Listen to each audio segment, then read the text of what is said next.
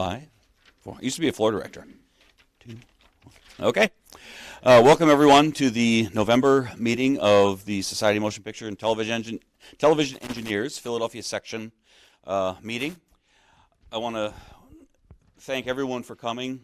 Putting this meeting together has really been, for lack of a better term, an adventure.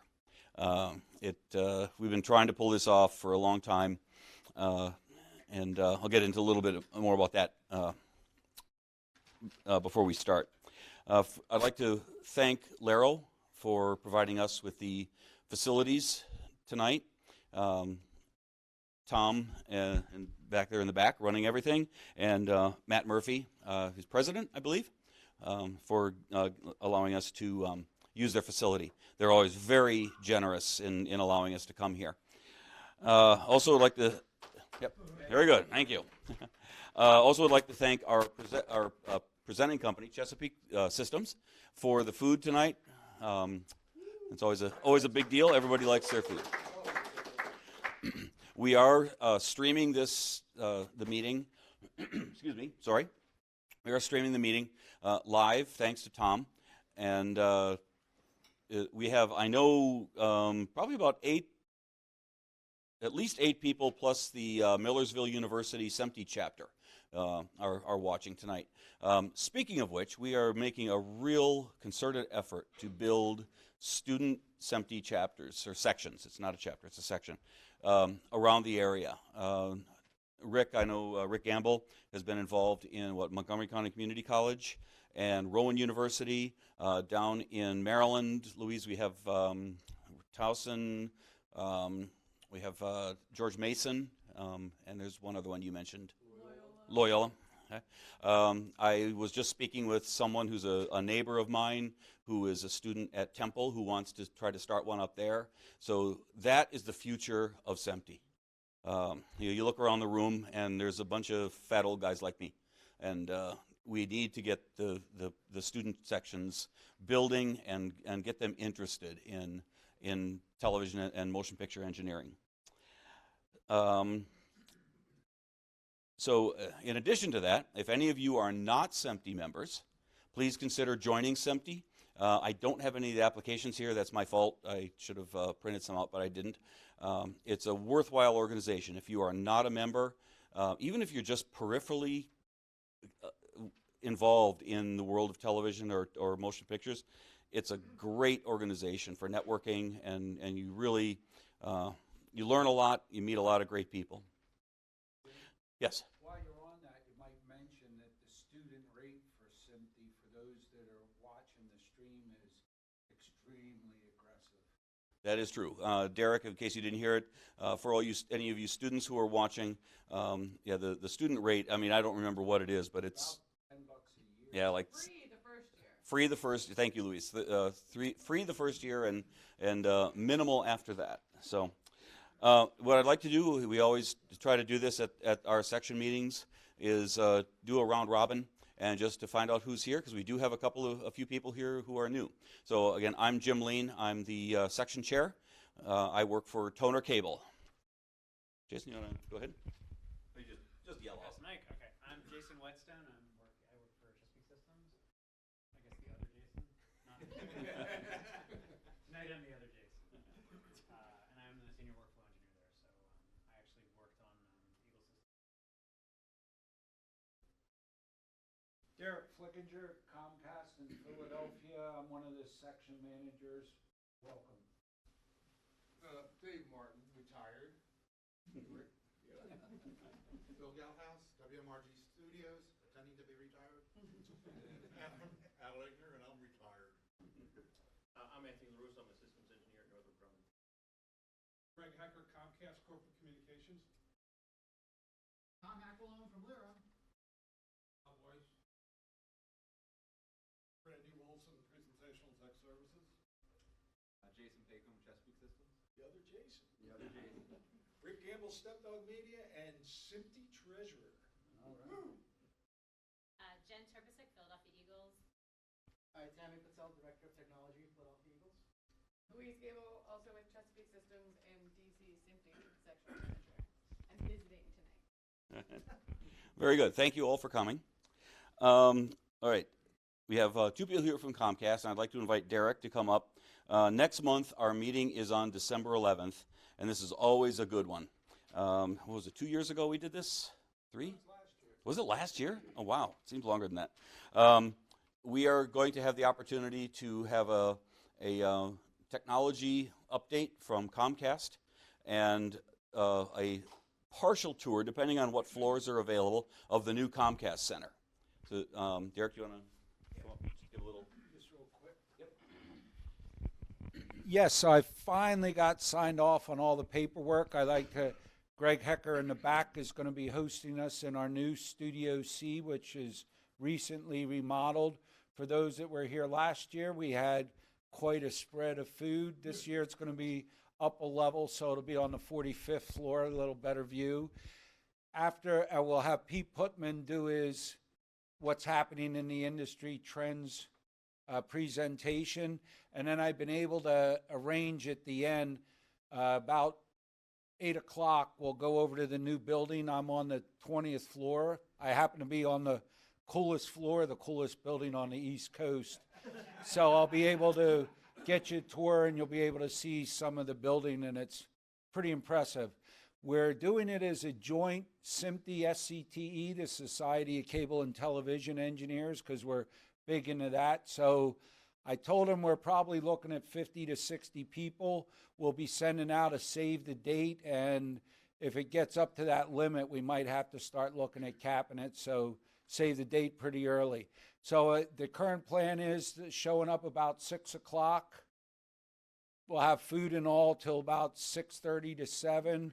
Then we'll do everything in Greg's studio. He can show us around, and then we'll go over there, and this one will run a little later, probably till 9. Thank you. If you didn't go there last year, it really is amazing.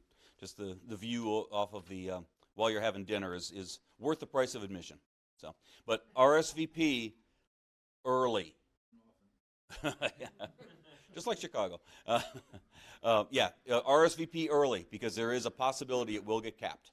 So, and guests are welcome, but it is first come, first serve. All right, with that, I'd like to introduce the program tonight. Last year, I attended the Bits by the Bay, which is a 2-day conference put on by the Washington, D.C. section of SMPTE. I've been there a number of times. If you haven't gone to it, it is worth the time and is worth the effort to get there. It's a wonderful conference. You will learn a lot. You'll meet a lot of people. That's how I met Louise. That's why we're here tonight. On the bus going to the party, we found out we were both Packer fans.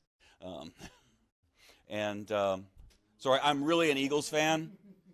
I grew up in Wisconsin, so I still have that 1A. Still have to cheer for the home team once in a while.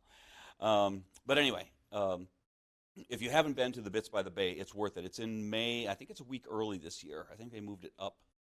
But anyway. Usually the Tuesday or Thursday before Memorial Day week. Okay, maybe Memorial Day is a little early this year in looking at the dates. But anyway, it's worth doing. But one of the last presentations that they had this past year, was the media workflows of a championship sports team by Jason Paquin from Chesapeake Systems. It was a kind of an abbreviated presentation because, they had many, many presenters and there was not a lot of time. But immediately I wanted to get him up here because it was so interesting and so fascinating to see what they had put together for the Eagles. And the fact that it was 3 months after they won the Super Bowl certainly helped. And this year, now that they're under 500, it kind of takes a little luster. Come on, let's work on this, okay? But it's still, I think you'll find this very interesting, and the collaborative editing system that they put together is quite impressive, and I'm sure it had a lot to do with the Eagles' success last year. So for any of you who are here, let's do this. Ready? 1, 2, 3. E-A-G-L-E-S, Eagles! Okay. I'd like to welcome Jason Paquin. Also here, you already introduced Jason Whetstone and Luis Gable, also from Chesapeake Systems. So, thank you. Thank you. I'm going to take a second and put a lav mic on here. Just get less of a tail. All right.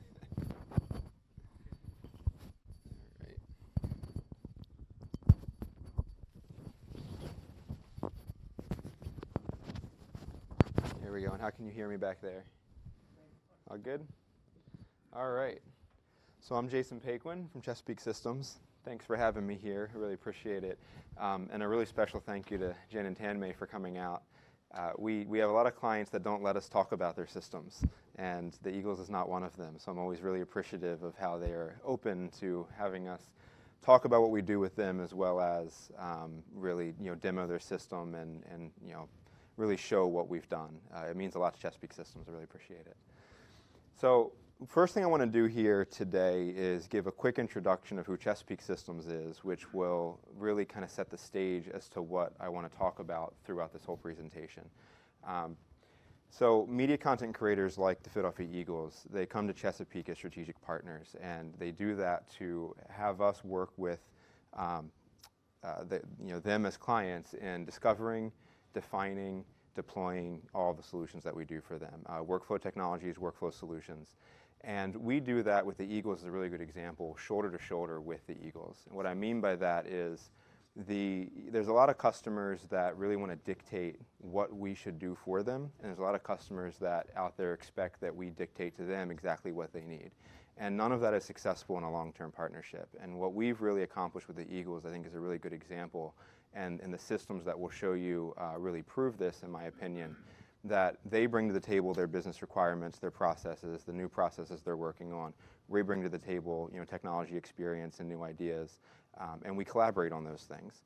And sometimes we don't agree on those ideas, sometimes we do, and we land somewhere collaboratively that is very successful. And that is what the last 5 years or 4.5 years of working with the Eagles has really been for us. So what I want to do is walk through how the system really started, the beginning of our relationship with the Eagles, how conversations were started, and what really led us to picking the products and the solutions and the ideas around the integrations that we now have today, going on 5 years later. And while I walk through that, I also want to highlight not just a couple workflows as examples. I think that's really important and really exciting to look at some of the things they're doing with the system. But I also want to take some time to talk about what led us to the systems that we're using and allowed us to even create these workflows in an efficient way, and really talk about the approach to getting there. And the last thing I want to take some time on is the supportability of the system, how we approach supporting a system that is under a lot of strain, a lot of stress when you're running up to a Super Bowl. So the first thing that we do is we spend a lot of time in a discovery really talking about creating an integration plan. Now, this isn't an official process. Maybe it should be more official. But we spend a lot of times in what would be called pre-sales for us as a reseller and integrator, really learning what a customer's needs are. And the Eagles is a great example in the conversations where when we started to talk to them, we really started to define what the requirements would be, not just to meet the needs that day and for that first season that we were working with them, but also for what would be required to meet the needs for many years as we would try to grow these systems into an environment that was also clearly growing. So I want to spend a little bit of time talking about just the themes from when we first started talking to the Eagles back in late 2013, early 2014, and addressing their needs. One of the first things that came up was the executive producer we were working with, Chris, and a handful of users that worked with him. They met with our company a handful of times, and they kept saying they want MAM, they want media asset management. And media asset management can be very straightforward, it can be very complicated. It's a fairly broad term at this point. You have digital asset management, media asset management, production asset management, and then you have workflow automation systems. And it's really interesting to us how most of our clients do come to us and they'll ask us for asset management, and they're really asking for workflow automation. So what I mean there is, in media asset management, we say, what are you guys looking for? And they say, we want to be able to search our content. We want it to be better organized. We want great tagging and metadata. We want to be able to find it really easily and reuse it. Most MAMs can do that really well. If they can't, they're not a good MAM. But then when you say, what is success of this system? And you hear things like, well, it should organize our data for us. It should transcode for us. It should deliver out to our endpoints for us. It should send things to Comcast or YouTube or Twitter. Well, then we're talking about workflow automation. And those are actually very different things. And we really wanted to keep that in mind because as we were talking to everyone at the Eagles in all of our discovery discussions, it was clear that they wanted more than just search and reuse. They wanted a workflow automation system. So the next point is they were very entrepreneurial. This is something that the gentleman, Chris, who was there at the time, I really enjoyed working with him in this area. He had ideas that, to us, were unlike a lot of other sports teams we were working with. One of the ideas he threw at me in one of our early meetings was, I want to build my own website for the Eagles. I was like, well, I don't think you're allowed to do that. The NFL doesn't really let you do that. He's like, but I want to figure it out. And he had an idea of that experience. He wanted to do more things in the community. He had a certain approach to how he wanted to do those things in the community.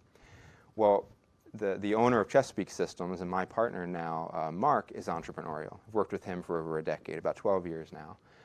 I know what it takes to really work with an entrepreneurial person firsthand, and you don't squash their ideas. We needed a system that we couldn't, but that wasn't going to be an excuse to say we couldn't get something done. We needed a system where when Chris or anyone else at the Eagles brought to us an idea that was very entrepreneurial, very outside the box thinking, that we could say, we're not sure it's a great idea, but here's how we could accomplish it in this system. We could never have an opportunity, where we would say, we can't accomplish that. We cannot do it. The system can't do that. That just squashes the idea. It takes the fire out of it. And most people, as a result of that, with that mindset, that entrepreneurial mindset, will walk away and say it's a failure. So we recognized that very, very early on with the approach of the Eagles television network team and the media group. So another interesting point that I'll talk more about as we go through this is that the systems and the users would be physically moving around. When we first started talking to the Eagles in 2014, it was in the middle of also a stadium revitalization project. So they were putting in a whole new control room. At the same time, we were putting in storage systems, media asset management systems, automation systems. And what we were told in the beginning was the user group that works out of Lincoln Financial Field will be leaving the stadium and moving over to NovaCare Center. And I believe it's middle of last season that actually finished. So we designed a system initially for that to be complete in the off season, and the initial go live of our system would have all users in one location. And what you'll see in some diagrams a little bit later in the presentation is how we originally designed that and how it's actually used now today, which is not that original vision. It was very clear that there were some strains on how much the organization was doing in that off season, that the last thing that was a priority was moving these users across the street and over out of the stadium into NovaCare facility. And so before we actually completed the initial purchases and started the integration, we started to recognize that we'd have to work with a landscape of users and systems that might need to be in one place in one day, might need to work another place another day, and how can we make that a common experience across both facilities. And we need a system that could really support that. And then the last point here is IT required high security and simplicity and support. And those two things don't really go very well together. The NFL requires a lot of security, as they should, as everyone here who creates content really should. But when it comes to simplicity and support, one thing that I hear a lot from clients, from others in the industry, is a layer of security is obscurity. And I actually think the opposite. When you have too many things that are obscure and there's too much complication in the setup, then you don't realize when things aren't secure. They can be very insecure, and it's so unclear because there's so many moving parts, or there's the lack of clarity, that you don't realize how insecure they are. And so the simplicity was a really important piece for us because we wanted the IT group at Eagles, who was not going to be maintaining this directly themselves, to really be comfortable with the security behind it, and part of that is the simplicity in supporting it. Single pane of glass, how you can see the workflows, how you can support it, and it gives them confidence and shows them very clearly when things are secure and they're stable. So I have a quick question. Yep. It sounds like you're talking about physical security, but you also probably dealt with digital security as well? Yeah, so... Sure. So you start. So you're asking, are we talking about both physical and digital security? And there is an aspect of both there. So a component of this system is none of this could have been put in the cloud on day one. Not only 4.5 years ago was it really not as achievable as it is today to put some of these systems in the cloud, but also this is a higher res production network where they're on a shared storage network and they need the high bandwidth. So unrelated to security, this all is on-prem, which made everyone comfortable because of security. From the digital side of it, we had ideas of pushing things in the cloud early on that were squashed very quickly because there was a discomfort in that, 4.5, 5 years ago. And there's still a discomfort in it that we're still working through. And some of what we'll talk about at the end of the presentation here are things to come, and going to cloud is an area that's discussed, but there's reservations around it. But we need to be really careful in the integrations that we presented and the way that we presented them and how easily they could be supported and monitored so that it was very clear how secure they were in terms of the transfer of data between systems. Thank you for the question. So for requirements of success, we had a handful of bullet points that we walked out of all of our initial meetings and decided were kind of the most important pieces for us to use to define the approach to designing a system for the Eagles. First one was we need to be able to implement very quickly. So not only do we have someone who's very entrepreneurial, who throws an idea out there and you have to react in order to keep them very happy and keep them engaged. But in addition to that, you have short off seasons. And little did we know they're actually far shorter than we thought when we started. So when you go through a Super Bowl and you play a couple extra weeks and then you have a parade and then you're exhausted and then you take a break and then you have vacations and then it's draft day, you really didn't have an off season. And so those are the things that we realized, not as drastically as we needed to, but realized in the beginning were really important to be able to accommodate, is we needed a system that we could implement new ideas, new workflows during the off seasons that were very short. The next thing that we needed was compatibility with any integration option that was known to us at that time. And the short list that we made was XML, JSON, REST APIs, SOAP APIs, and hot folders. And certainly there's more options there. But we need to make sure that we had a system that could continue to grow for years to come, that we wouldn't be swapping it out a year later. And with the ideas that were being thrown about, would we actually have the ability to integrate with a new product that we didn't know about that would be coming in a few years? And 5 years later, I can confidently say we accomplished that because when we do new integrations now, we have those capabilities in the system because of what we chose from the beginning and thinking in that long-term perspective. So we also needed a single pane of glass for workflow status reporting. So a workflow for us is the technical workflow that runs a business process. There's many workflows that make up the business process. The system that we'll show you has one viewpoint into the success or failure of all of those workflows. And it's very easy to read. It's very obvious to look at. You have green lights, you have red lights, so on and so forth. That shows the simplicity, and it also makes it more supportable. Another area that we had recognized when we were in early talks with the Eagles is we would show up and it would be a game week and we'd be going in for a meeting and everyone was a little bit too busy to really even focus on the meeting because they're in the middle of the season. They have a lot of work to do. And it was clear that that was nothing compared to what game day would be. And if this system was going to support them on game day, then we needed a system that in a single pane of glass, any integration point inside the environment, they could call us or reach out to us or go to their administrator locally and say, we have an issue and it's this workflow and this is what's failing, and not have to go and investigate in 10 or 15 systems or 2 or 3 different UIs to figure out where that issue is. And then the last point here is we want an on-premises ESB. So an ESB is an enterprise service bus. It's an integration platform. We needed that on-premises for security and comfort and the fact that all these other systems were on-prem. And we need to be able to scale that vertically and horizontally. What I mean with those terms, vertically is the system that we put in place. It is media asset management and it's an integration platform at the same time. That needs to handle a load that's going to grow in and of itself vertically.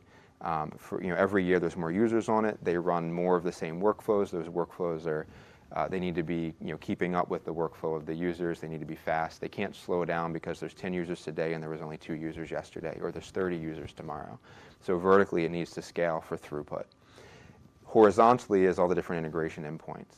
So, we started off in the system with maybe 2 or 3 endpoints that we integrated with. We had a Comcast integration, a media silo integration, and then we had ingest workflows. We had a couple other small integrations as well. And now we have probably a dozen different locations that we deliver to, that we integrate with, that we're polling for new files and pulling back down. So that's that horizontal scale I'm talking about, where we're adding different integration endpoints and third parties into the mix consistently. So the last point here is the extension of workflow integration into the cloud systems. So there were some usage of cloud systems when we started with the Eagles, but we added a few more into it as well. And one of those examples is a product called Photo Shelter, which we'll actually spend a few minutes talking about. But going into a cloud system, we needed networking on our side for the traffic to go into the cloud, for the transfer of data, for the API calls that we would be doing. And we also need to know that we could perform those API calls, which relate to the XML, JSON, REST, and SOAP, but more so on the REST API calls that we needed to be able to actually reach out to those systems and get responses back from them. So I want to take a moment to go over what we landed on, just from a broad sense, before we dig in too deep on anything. So we put together a services-driven integration. The opposite of this would be a traditional integration, which I didn't put a slide together on. Wanted to make sure that we focused on what they really have and not what we did not do. A traditional integration would be all these arrows would not point to a center product. The center product here is Reach Engine. It is an integration platform that we chose. It is a combination of media asset management. It's that UI for search, browse, metadata logging, but it also is the integration platform that runs the workflows and orchestrates everything else in the environment for every workflow that they do. Without that piece in the mix, if there was just a MAM component that was your search and your UI, then all of these arrows would just be all over themselves, and they would be pointing all to each other and back again. As a result of that traditional architecture, which sometimes referred to as an accidental architecture because it's nothing you planned, it's just what you end up with, then if one thing were to break or one thing were to be upgraded or replaced, then you'd have to go and update every other component that talks to it, which would be a very tedious and mundane task, and you would certainly miss parts of it. Instead, with a core in the middle, this core integration platform, if we need to replace a system, upgrade a system, swap out the elemental transcode that's there for another product for compatibility of a new feature in the future, then all we're doing is we're updating the integration point between that product and the core. And everything else still talks the same way it does to that core. That core is that translation layer. And it can handle every other product talking to the new one that you integrate in. So it's much more efficient. User adoption is much quicker. We're much more efficient, and it helps us do those quick turnaround workflows in that short off season we talked about. End user training also is much more streamlined. When the end user is in one product and that one product is doing the reach out to all the other integration points, then they only have to learn that one product. And there's just a lot of benefit to that from a change management perspective. It's already difficult enough to get users, end users, especially video editors, to adopt a new asset management system, new UIs, new workflows. It's a difficult task for any organization. And when you try and jam that into a couple weeks in an off season between the end of the season and draft day, then it becomes all the more difficult. And your time right after preseason starts, the time to actually bring those players into a room, those users into a room, and teach them that new system is very difficult. And so, that one single product for them to learn, it means a lot to us. And lastly, support Streamlined through common languages, views, and reporting. And we'll talk about ways that we accomplish that as we go through this as well. So this is an overview of most of the integrations, the key integrations.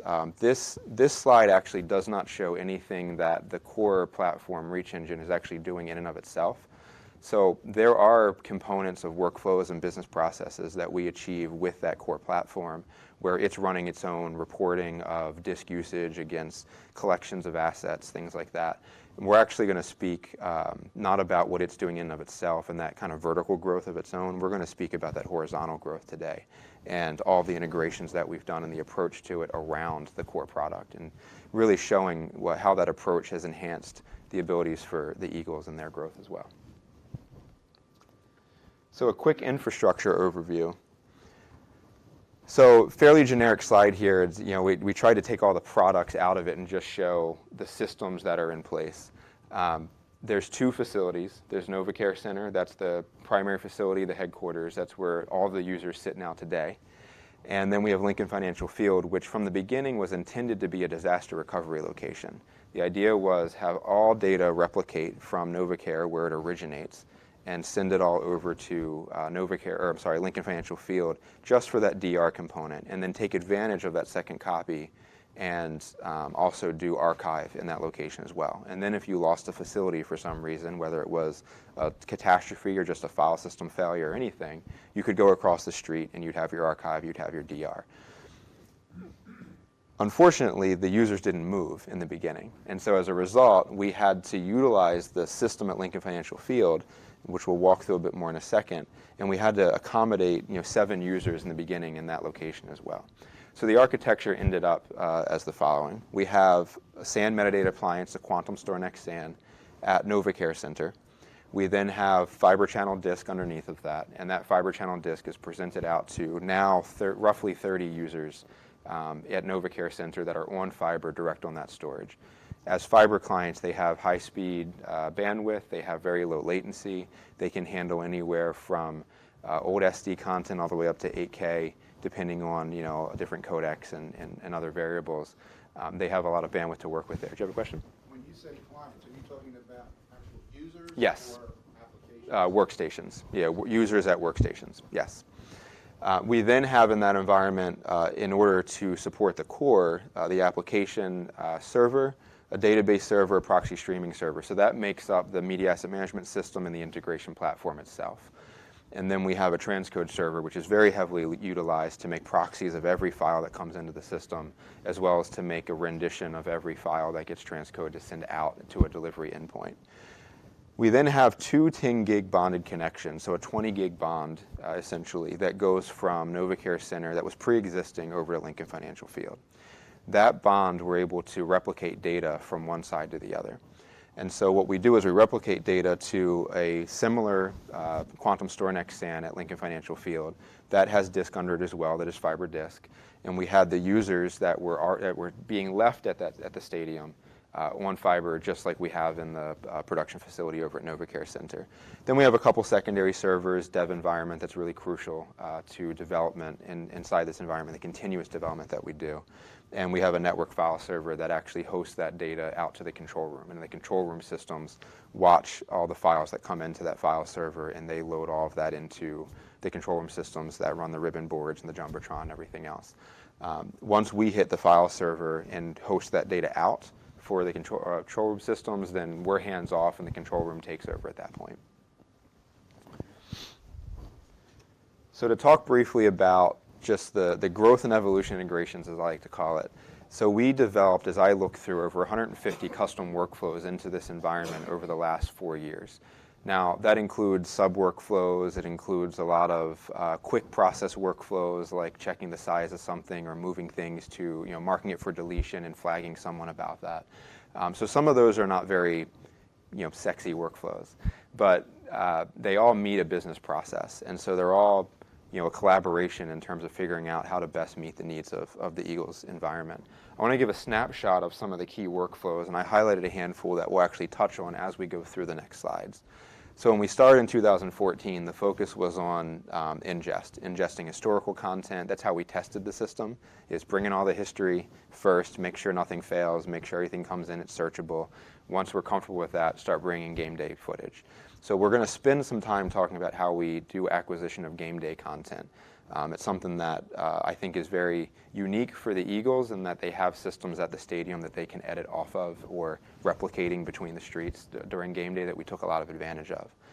We then also focused on just the automation of DR in 2014, and we were really excited to meet a need for a Comcast delivery that we'll talk about because I think it's also another really unique story. 2015, moving on, we got into some deeper integrations. Here's where we have delivered to flyeaglesfly.com via API. That was a short-lived website. That was a great entrepreneurial idea that didn't last the whole season. But it was an awesome website, and we all loved it. And it was certainly a good attempt and was brought down for non-technical reasons. We have photo shelter workflows that I've highlighted. So photo shelter is an asset management product that's hosting photos for the Eagles that is cloud-based, that was already in existence before we went in. And for change management purposes and ease of adoption of other users in the environment, we decided to keep that system in place, and we now just integrate with that system instead of trying to take over what that system was already doing. So we'll talk about how we accomplish that. Ingest via Prelude panel. So Prelude is an Adobe product that's an ingest product, and there's an integration with a panel, using an SDK inside of Adobe Prelude, where a user can fill out logging metadata before they ingest it into the system. And along with that, what we'll actually focus more on is that they're doing some very intricate file renaming, something that we didn't really want to do, but it met a need, and it was a good collaborative effort that is still in very good use today. And lastly, there's a list in 2016 that I just like to highlight a couple in here. One in particular actually delivered to YouTube via updated APIs. So the example there is we already had delivered to YouTube. We had done it a year or two earlier. But at some point, YouTube updated their APIs, and we weren't compatible anymore. So we have to proactively be watching for all of these updates on integration points, and then go in and slot in that updated workflow, that updated integration into that system so the core can talk to it. And it's just the example, if we didn't have to go update every other component in the system to be able to run that workflow, we just updated one component talking to that core. So in choosing a platform that really supports our plan, as I go through this, I do have some what we call code snippet examples, where I don't expect everyone to even be able to necessarily read through them very well because they're kind of small on the screen, but I'm going to walk through not only what the workflows are, but what we wrote and how we accomplished, how we wrote the workflow, which really speaks to the components of the system that we wanted to make sure were there in order to write the workflows in the first place. So it speaks a lot to how we approach looking for the right system to support these workflows. Oops, let me back up here. So to start off, the system that we're using in Reach Engine, it has a very common integration language in a XML workflow. So you write an XML that is an instruction set to tell the core system what workflow to run, how to run that workflow. Every step of the workflow is defined in that XML. In our system, it's Spring XML. That's just a particular form or language for the XML. And the snippet here is showing the header of that XML, where there are XSDs, they're called, one-line XSDs that provide an on-the-fly schema validation. So what that means is, by definition at the top of this XML, as you're writing the XML, a workflow engineer, as they write it, is getting validation of the steps they're writing and what's required of that step for it to run and be validated into the system while they're writing it. So it's a very supportable system in terms of learning how to integrate into it and then knowing confidently that what you're writing is compatible with the system.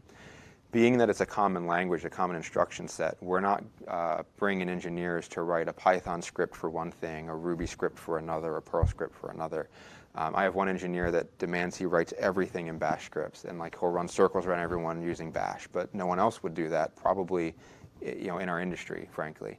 But he's really good at it. We need to get rid of all the debate around what language to use. And so in this system, having its own instruction set and its own set of capabilities, it gets rid of that language debate for supportability purposes. So all of our engineers use the same language in here. It's the Spring XML language. And some other components of that, just to highlight before we move on, we can leverage Java functions inside of this. So we're not Java developers. We're not software developers. We're integrators, and we write workflows. We configure and write workflows. We do it with these instruction sets, and we enhance them with components that we will write in scripting. But we're not writing software. So we're not going into Java code, which this whole backend is based on Java, and we're not manipulating Java itself. We're not manipulating the software. What we are doing is we're able to make Java calls and Java expressions to really integrate directly into that software very efficiently without having to write software ourselves.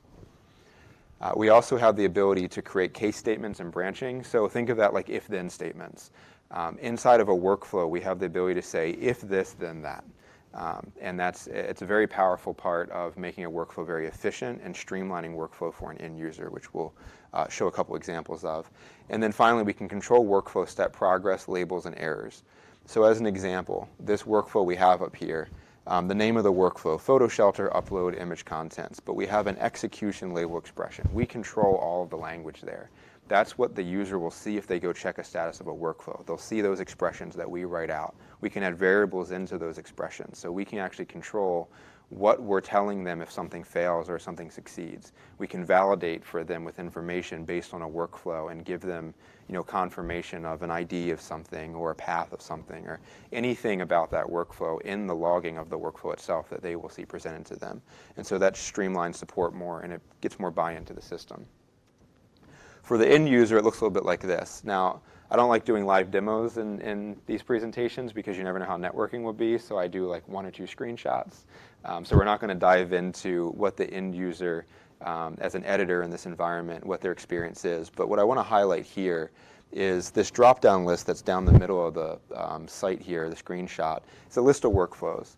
This system, when you're looking at a single asset, it's analyzing on the fly who you are, who you're logged in as, what asset you're looking at, the type of asset it is, the metadata on that asset, and it's validating all of that on the fly and letting you know what workflows you could run in that list by presenting them in that list that are compatible with that asset at that time. So if you don't have permission for a workflow, it won't show up. If the workflow requires metadata that's not on this asset, that workflow doesn't show up in the list. So it's very focused. It's all about a lot of focus for the end user. And then we have tabs on the right. I know it's kind of small, but tabs that show different metadata groups, and those groups show up based on categories of assets inside the system. So I want to run through a basic acquisition workflow, and then I'm going to show some components of that in the instruction set that runs it after we walk through this. So we have content that comes in from many different camera sources.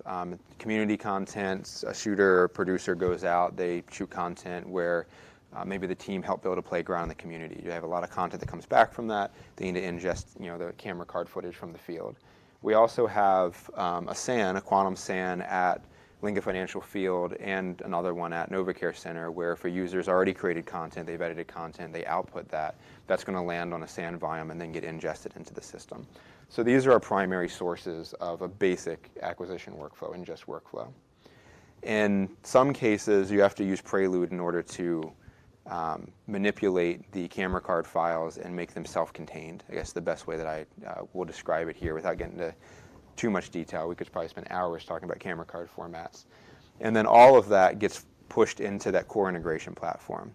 It receives the instruction set of the workflow and determines what to do next with it.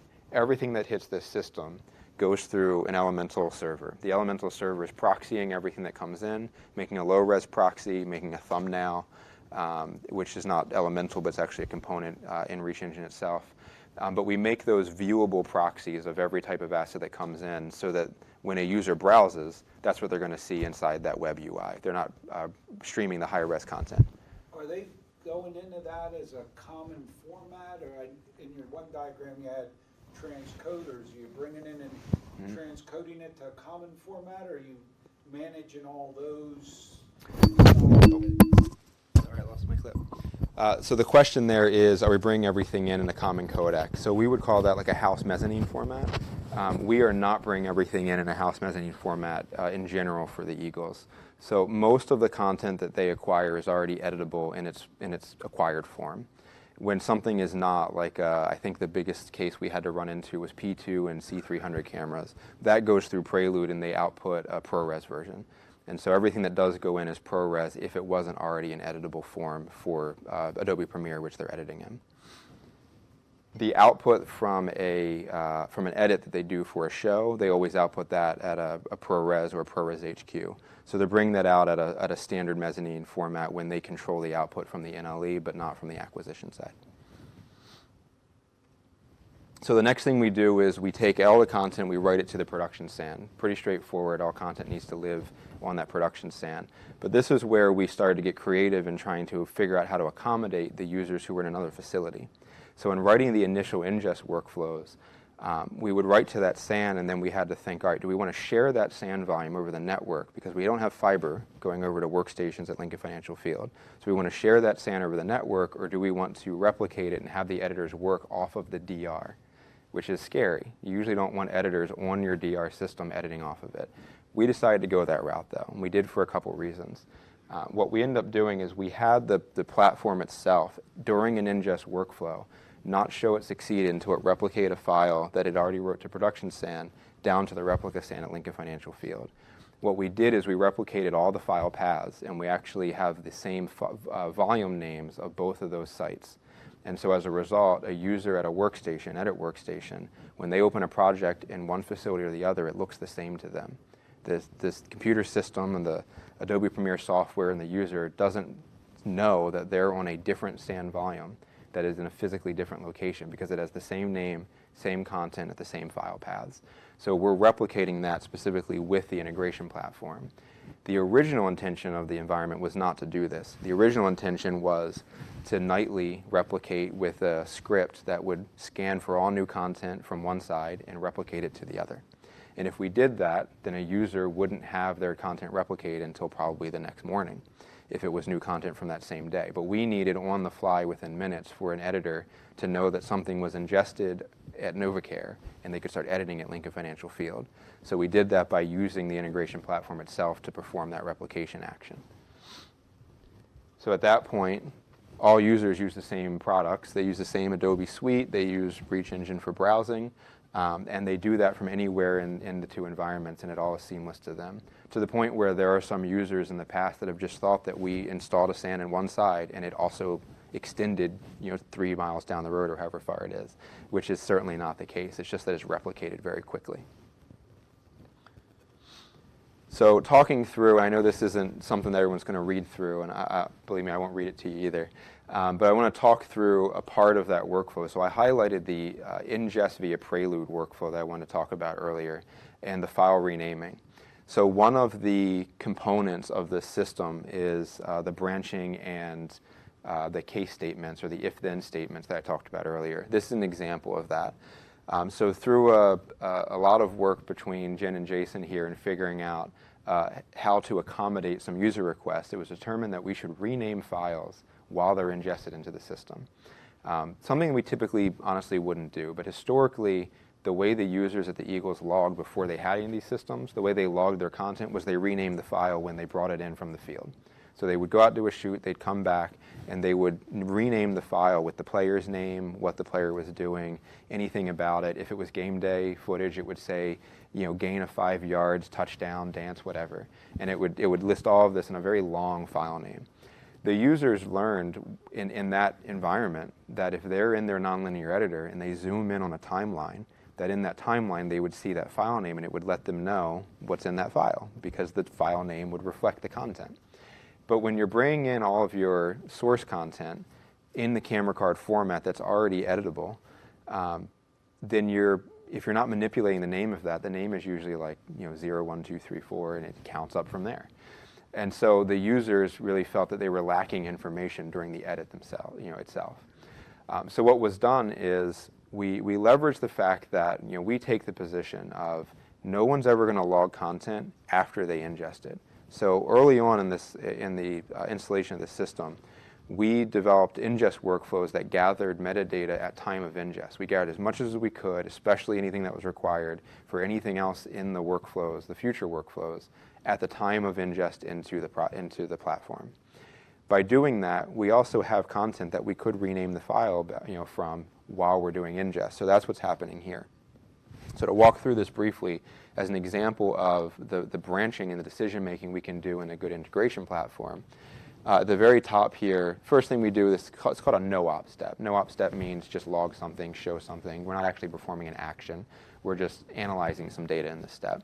And it shows the metadata. Present in the log and present to the, in the UI and the workflow statuses, what metadata was captured at time of ingest. And this is right at the beginning of an ingest workflow, so it's not actually in the system yet.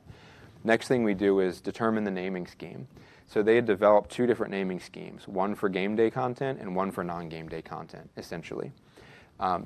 It determines the naming scheme based on the category of content. So categories in this product in Reach Engine, they drive a lot of things. It drives permissions of who can see what content. It also drives what metadata set of and what metadata fields show up on an asset when it gets brought into the system. So the first thing a user is required to choose when they do an ingest is the category, because that drives what metadata fields they should fill out and who can see that content when it's brought in. So we use the category as a way to analyze what content's coming in to determine what to rename. So to walk through this very briefly, we've got what's called a transition condition up here. The transition condition is if the category is historical, community, corporate, football analysis, and there's a handful more that are cut off, then move on to generate an event-based file name. So there's an event-based file name and there's a game day-based file name. If that's not true, it just moves to the next condition. And it says, does the category match game day? If it matches game day, it moves to a rename based on a game day base file name. If that's not true, then it moves to a fail step. And it basically says, we don't know how you chose a category we don't know about, but we're failing. We're going to fail gracefully, in which case the log tells us that someone somehow ingested content of a category that we don't know. So we can support error handling in that way by deciding when to fail something. And when we do that, it doesn't mean something's broken. It means that a process didn't match and we chose to fail it. So the branching there allows us to have one workflow that then chooses which direction to go, and the user doesn't have to make any of those decisions. The user doesn't have to remember, if I'm ingesting game day content, I run this one workflow, and if I'm ingesting non-game day, I run these other ones. They just run one workflow and fill out the same metadata fields, and then we choose intelligently, based off analysis of that metadata, how to branch off that workflow and accomplish what they want to accomplish. When you're doing the error handling, is that what's feeding your view through a single glass? Yes. Glass? So all those are feeding up, and if something goes wrong, they get an immediate alert? Yes, and I'll show some screenshots soon of what that single pane of glass looks like. Who developed the Reach engine? It's a company called Levels Beyond. So Gameday Acquisition. This is one that we're accomplishing a lot on game day that was far more than what was the original kind of vision of the system. We actually didn't sell the system into the Eagles for game day at all. But during the project, we really welcomed scope creep because we thought it was really cool to accommodate. I guess is the best way to put it. Sometimes you get excited and you just want to do the work, right? So starting with the platform itself, realizing what we could do with this platform during the initial install shed some light on what else we could also do. You know, as we were doing the ingest workflows, everyone was getting new ideas. One of the ideas that was brought to us was, for many seasons, someone with a P2 camera would run the sidelines and they would shoot their own content, and then they would bring that content back to a laptop. They'd put the card into it. They'd save all the P2 card footage onto the laptop. Then they'd upload it from the stadium to a network file server at NovaCare Center. And it would take anywhere from maybe a quarter worth of game time to a half, for that content to really go from camera all the way back to the users being able to access it. Well, while we're doing this install, they were putting in the Dreamcatcher system. So what we did is, we had a realization there's already 6 feeds of every or 6 angles of every game or every play in the game that's going into the Dreamcatcher. So how can we just leverage that and get it into our system and not have someone running the sideline with a P2 camera, and as immediately as we can get that content in front of those users? And we were able to get what was at least a quarter of wait during the game down to a couple minutes. And the way we did that is the Dreamcatcher users in their new environment would push content after every series into our SAN. So they would throw it into, they would call what's called archiving it in the Dreamcatcher language. They would archive it off to our SAN. And then Reach Engine would pull that frequently, every minute I believe it is, might be every 30 seconds or something, every 30 seconds. And then it would pull back anything new that it saw, and it would start the ingest workflows on immediately. Another form of content coming in is a still photographer running the sidelines. Now, we're never going to get rid of that. There is no one else already doing that feeding and control room system for us. And so we learned that the still photographers were already using Photo Shelter. What they would do is they would push from their camera via 4G, running around the stadium with 4G cards. They would have the camera on Wi-Fi to their own 4G hotspot, and they would upload to Photo Shelter, which is a virtualized FTP. So they would FTP up to Photo Shelter. We realized that we can actually pull Photo Shelter with APIs and check it and ask it what new files it has in the galleries or the collections of photos during game day, and we would do that. How often we do that? Every minute? Frequently. We do that very often. It's about every minute. And then what we do is we get a list of files back, we analyze that list, and anything that's new in that list we ingest into the system. Additionally, we enhance that later on to have a more streamlined away game and home game experience, where instead of going into Photo Shelter, we FTP into a media shuttle service, and when you're at an away game and you have content, whether you're on the sideline or not, you can actually use Media Shuttle from Signia as a file accelerated way to get content into their environment in a secure way, and then we pull that as well. So the same polling happens, we check it, we pull back anything that's new. So all of these end up getting written out to the same 2 SAN volumes for the on-the-fly replication, and then ultimately it's the same experience for the editors.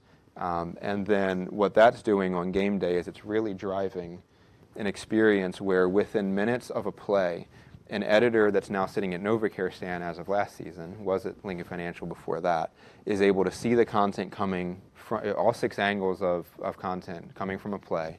They're able to bring that into their NLE, put together a maybe halftime highlight reel for the big screen, edit that out, push that back into the system, and have it go into the control room. And so they're just much more efficient and effective in terms of accessing content during the game that they would have waited a much, much longer time to get to previously in their old systems. And the Photo Shelter integrations as well, we're gaining access for the photography, for the still images, to more users than we were before this system existed. Before this system was put into place, a subset of users, designers I guess you would call them, the designers in the system or in the environment, were the ones who used Photo Shelter. They would log into Photo Shelter on their own, they'd download files, they'd manipulate them, they'd put them out to social media. Now those still images are accessible to everyone that is a creative in the Eagles using this system, and not just that subset of users. Because instead of giving them access to Photo Shelter, we just took that content and brought it into the common system. Is there a question? Yeah, the person that's actually been doing the shooting is not the person that's going to be doing the metadata. Correct. Okay. So, It's somebody previewing what's ever coming in. yes. And deciding what the metadata is based on. So a couple ways that metadata happens, and I'm glad you brought that up. So in the Dreamcatcher, we can input some static metadata about the game. That comes as a sidecar file along with the video that it outputs. So Reach Engine picks that up, analyzes that sidecar file, and stamps that metadata on those assets when it ingests it automatically. That's nothing unique about the content. That's only game day static, as metadata, date, time, what color jerseys are they wearing, that kind of thing, because all that's obviously going to be the same the whole game. Then a logger is seeing that content coming in and refreshing and seeing all that new content on the fly, and they're logging who was in the play, was it a touchdown, all that intricate metadata. They're doing that on the fly while that content's coming in. It's actually a combination between what's coming in from as sidecars from the Dreamcatcher and what Jen is actually doing before the game, which is identifying which collection. Static data. Yeah, what's Yep. the static data about the game, and where's that going to land inside the platform. It sort of combines all that together. Is Dreamcatcher, is that a Ross product or? That's Evertz. Mhm. So to talk through some of the more intricate details of how we accomplish some of these workflows, so I want to focus on the Photo Shelter one. So the example here is, we talked early on about needing to make sure we could extend into the cloud systems. And this is the primary example of the cloud systems. So from this integration platform, in that Spring XML instruction set, we can configure API calls very easily. And something that we were concerned about in picking a system was, are we picking a system where every time we do an API call, we need to write out a script, we need to figure out how to translate the data coming back.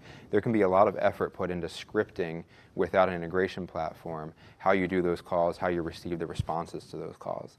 In this case, with this platform, it's very streamlined for us in the most common scenarios. There are some edge cases where it might not be compatible, and there's always those cases. But to use Photo Shelter as the example, API calls they're defined in the XML. So the first step here, on a slight tangent to the points up here, so it says execute subflow step. One of the things that we're doing for every Photo Shelter workflow is we first have to get a token. We give it our key, it gives us back a token. That token doesn't last very long. That's for security purposes. Well, if we have to do that at the beginning of every workflow, and there's multiple PhotoShelter workflows and different things we do with PhotoShelter, we wrote that function as one separate sub-workflow. And so every workflow that needs to get a token calls the sub-workflow. So much like if we, as we talked about earlier, replace a transcoder, and we only have to replace that integration with the core platform, the integration platform, and not everything else that might use the transcoder. In this case, if we need to change the get a token workflow, we just replace the one sub workflow, and all other workflows that need it are automatically updated. So it's about the efficiency and the mindset of designing the system so that you don't have breadcrumbs everywhere. You really know the one place to go and one place to configure. So it runs a sub workflow, it gets a token. It goes down to the next step, and this step's called a submit HTTP step. That's an API call. It's a REST API call. So it's hitting a URL at PhotoShelter, and it's passing along in that URL an API key and that token. And those two together get us access to get information back from that system in that API call. And again, that only lasts for like a minute or so. We have to refresh that token for security purposes. The response that comes back from that is called the payload, the response payload. In this case, we call that response the gallery, and it's a list of images. We get back a list of all the images in a gallery in PhotoShelter so that we can analyze them and decide what to do with them.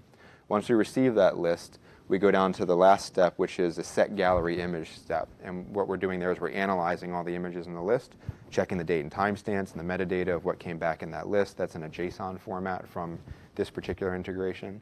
And we're determining what we need to ingest into the system that's new. So a couple other points on this. Every time we do an API call and we get a response back, we can save that response. And that's all built into the integration platform. We didn't have to write any code or write any scripts to do that. So in this platform, we get a token back. We call that an auth token. That gets passed to the next step. We use that auth token, referencing what we learned from the step before. We do a new call. We get back a list of images called a gallery. We save that. We move it on to the next step. We pass that variable to the next step and the next step. And we can also pass those between workflows when we call on subflows. The last point here is all the keys that are the passwords for the system, basically, they're not stored in this workflow. These workflows are meant to be more accessible. You can download them as an admin in the system. You can log in and download the workflow. You can edit it. You can load a new version back in. So there's config files that hold all of these keys and anything that is a password or a component that should not be shared. And those are all in a secured, more secure environment. And they're just called on by the system. So when we have a flag here, sysconfig PhotoShelter user API key. That's calling on that API key that we need without having to put it into a more accessible system. So keeping things secure. Any questions on any of that before I move on? Just like talking about the vertical, Mm-hmm. the vertical scalability. We actually very recently had a situation where this is really kind of pulling in with your sort of the vertical expansion and also that modularity of those workflow steps. When Jason was talking about the authorization tokens, if you can imagine somebody maybe choosing about 200 individual images and uploading them to PhotoShelter, that's 200 times that it's calling the API to pull in to get a new token. So we had to kind of think through that and say, well, what if we could store the token somewhere and just use it again and again and again until it expired? So that was a really good case of how this need for the vertical expansion and the fact that a user may be doing this. This isn't something that's happened before, but now we kind of need to do this. We need to upload individual images like that. We can just kind of go into that workflow that is doing that getting of that token and modify how it works a little bit to say, don't do it if there's already a token stored and it hasn't been expired yet. Just use it. So it's a really good example of how modular a system like this can be. I have a question. Yes. And this is really more, I guess, a creative question than a technical one. But I never really thought about this game day stuff, and maybe you guys can answer this. So you now have all kinds of media during the first half that's going somewhere, going to the NovaCare Center now? They're not in the link anymore? There's an editor. Is it one editor? On game day? On game day, we have one editor that just waits and creates a halftime highlight. and then we have another editor that sits and watches for like funny moments, like funny celebrations or touchdown celebrations and things, and then he clips and makes like GIFs and things like that for social. And are they working with a producer? I mean, who green lights the halftime highlight? So he's kind of a seasoned editor, so they kind of trust. Is that So producer, editor, No, that's not Dana, predator. but I do know Dana. Dana is actually at the stadium on game day. But there you go. Okay. but Mike O'Connor is the one who does, you know, the highlight, and then we have.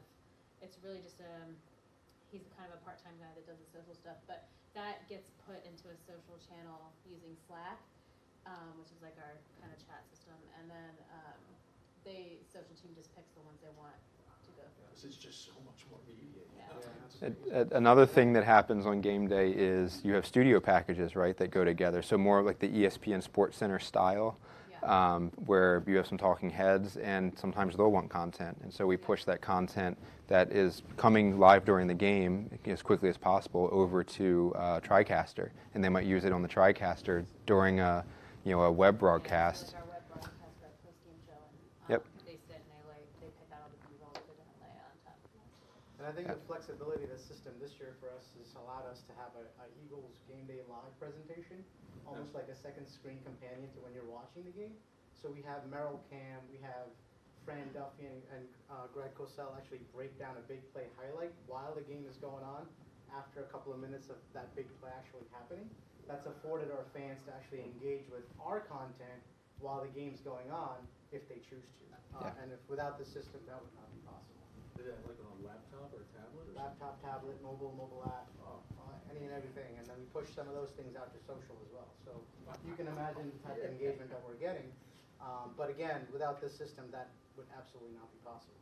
Yes, we're enablers. Data acquisition is huge for us. And again, when we first put the system in, game day acquisition was nowhere near the requirement. It was just, we realized how powerful it could be, and we started working on it. It was just, we could see the power in it. We wanted to be enablers.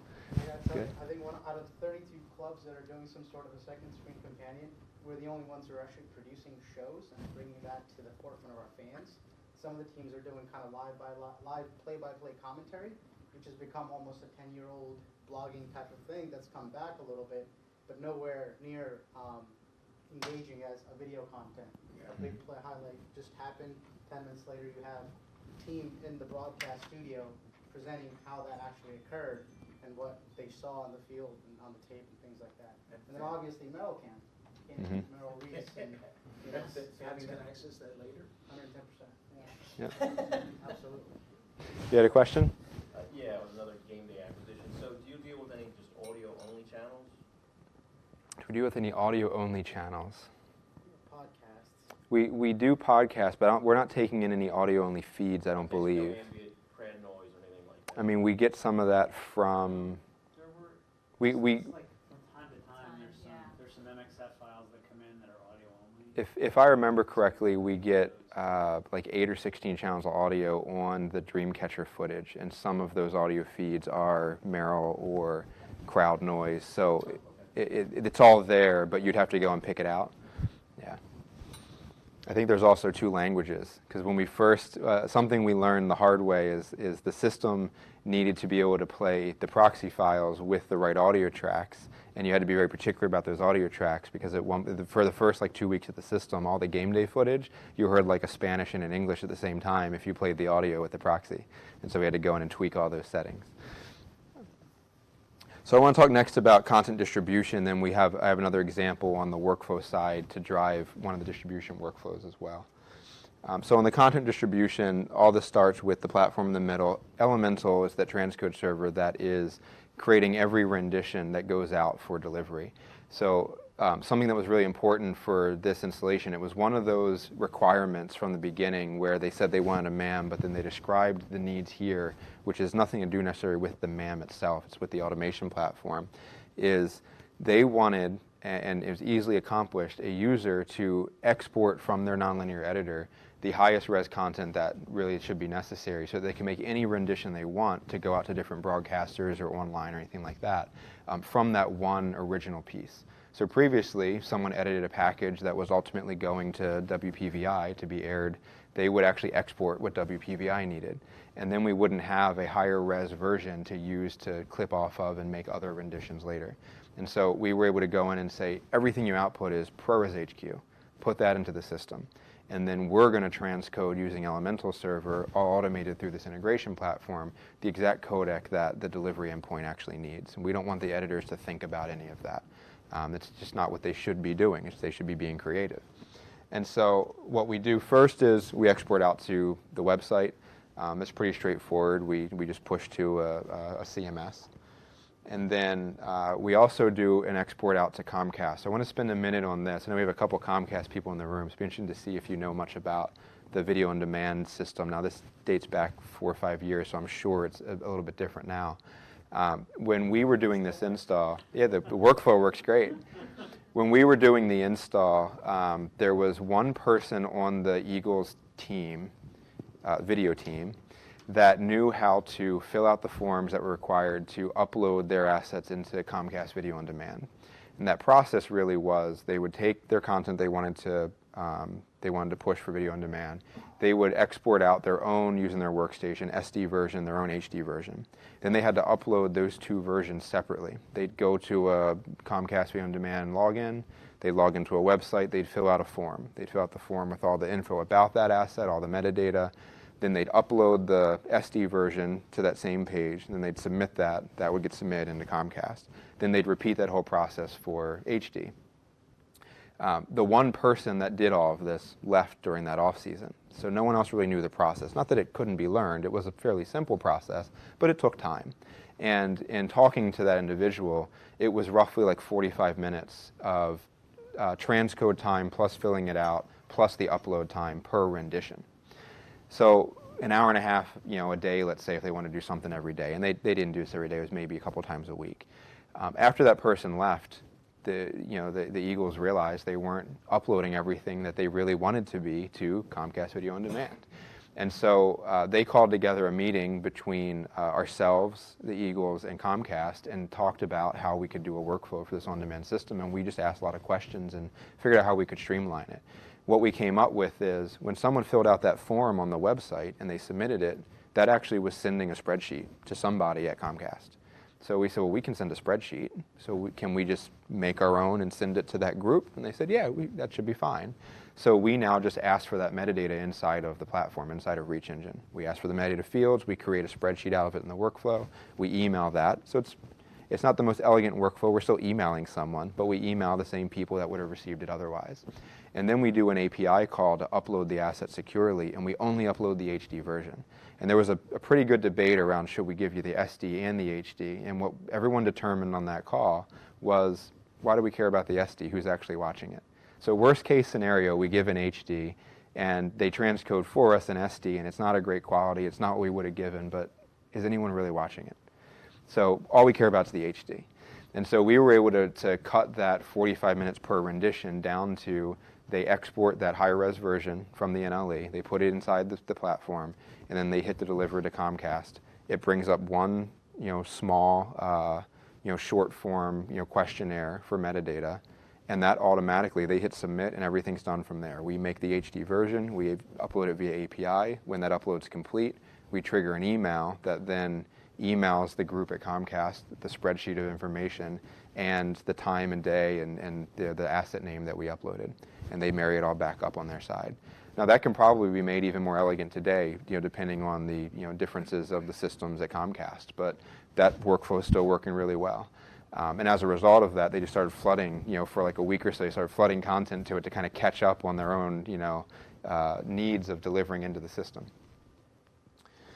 So another area that we have a delivery integration is through Media Shuttle. If a video editor or someone from the media group is traveling with the team and they need content when they're, out on the West Coast for a game and they're out there for a few days on a road trip, then we can get them that content via Media Shuttle. We also push through to a SAN, which then delivers to a network file server that allows us to push into the control room. And again, the control room is not an area that we manage, but we make sure content gets to the control room via these systems.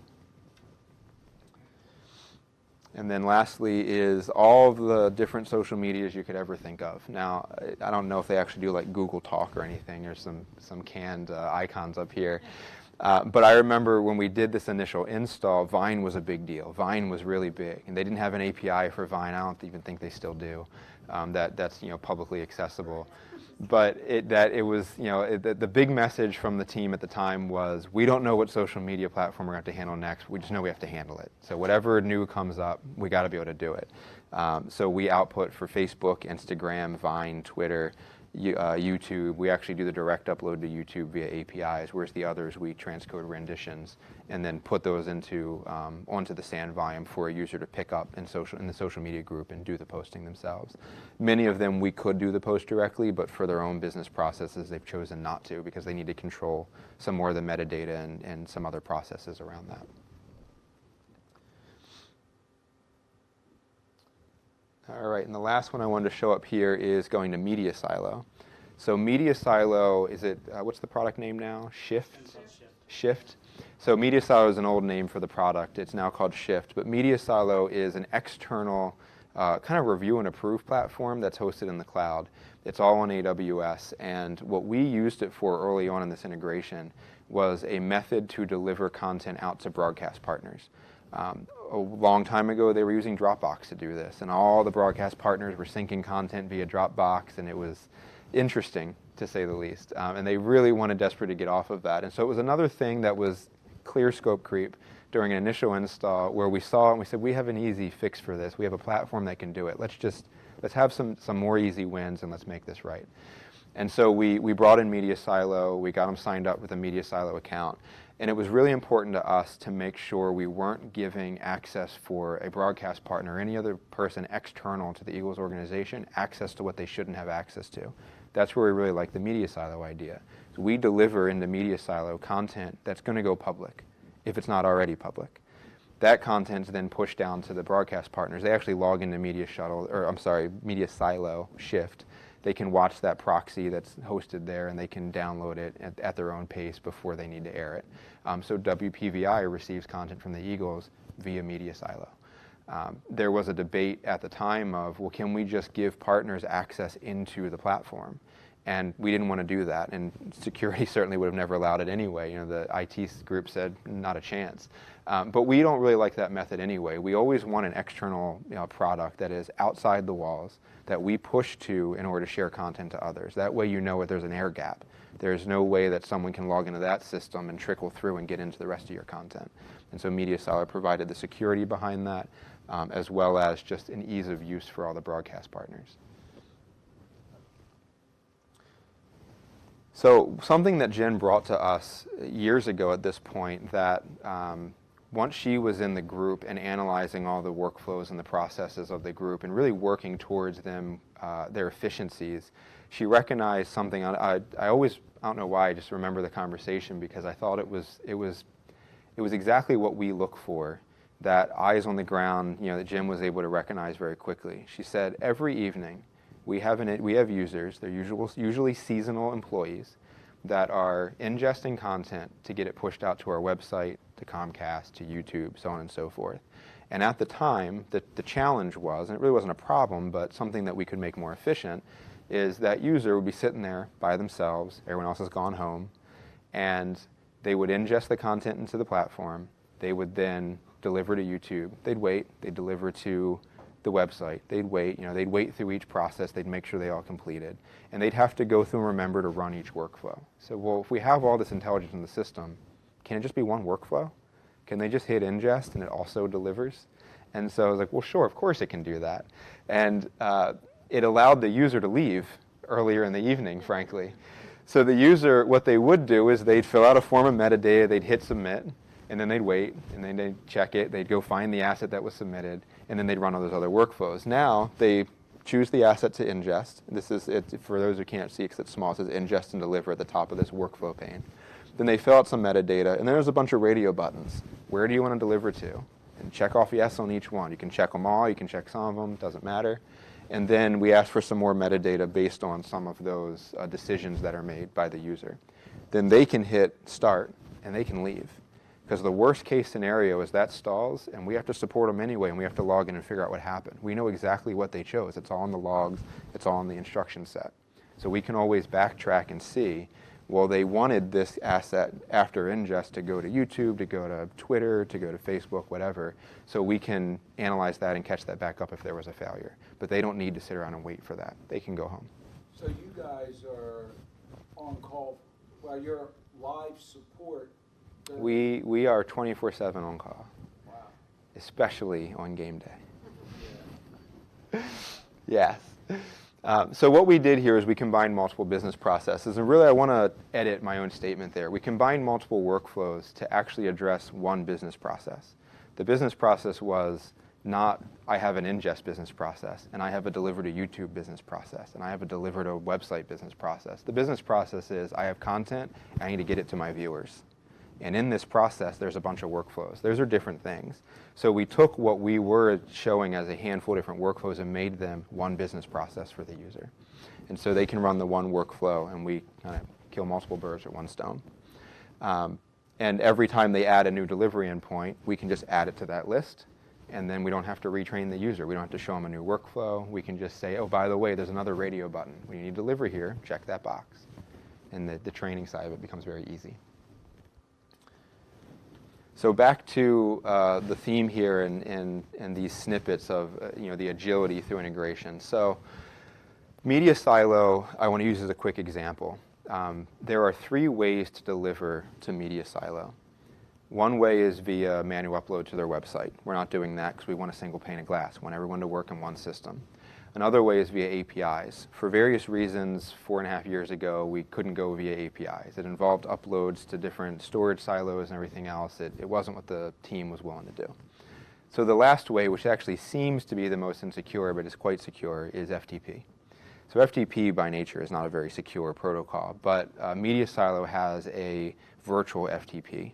So when you upload to Media Silo, it actually watches a virtual location. When it sees that file land, it immediately takes that file and moves it with its own automation platform on their end where that needs to go in their system.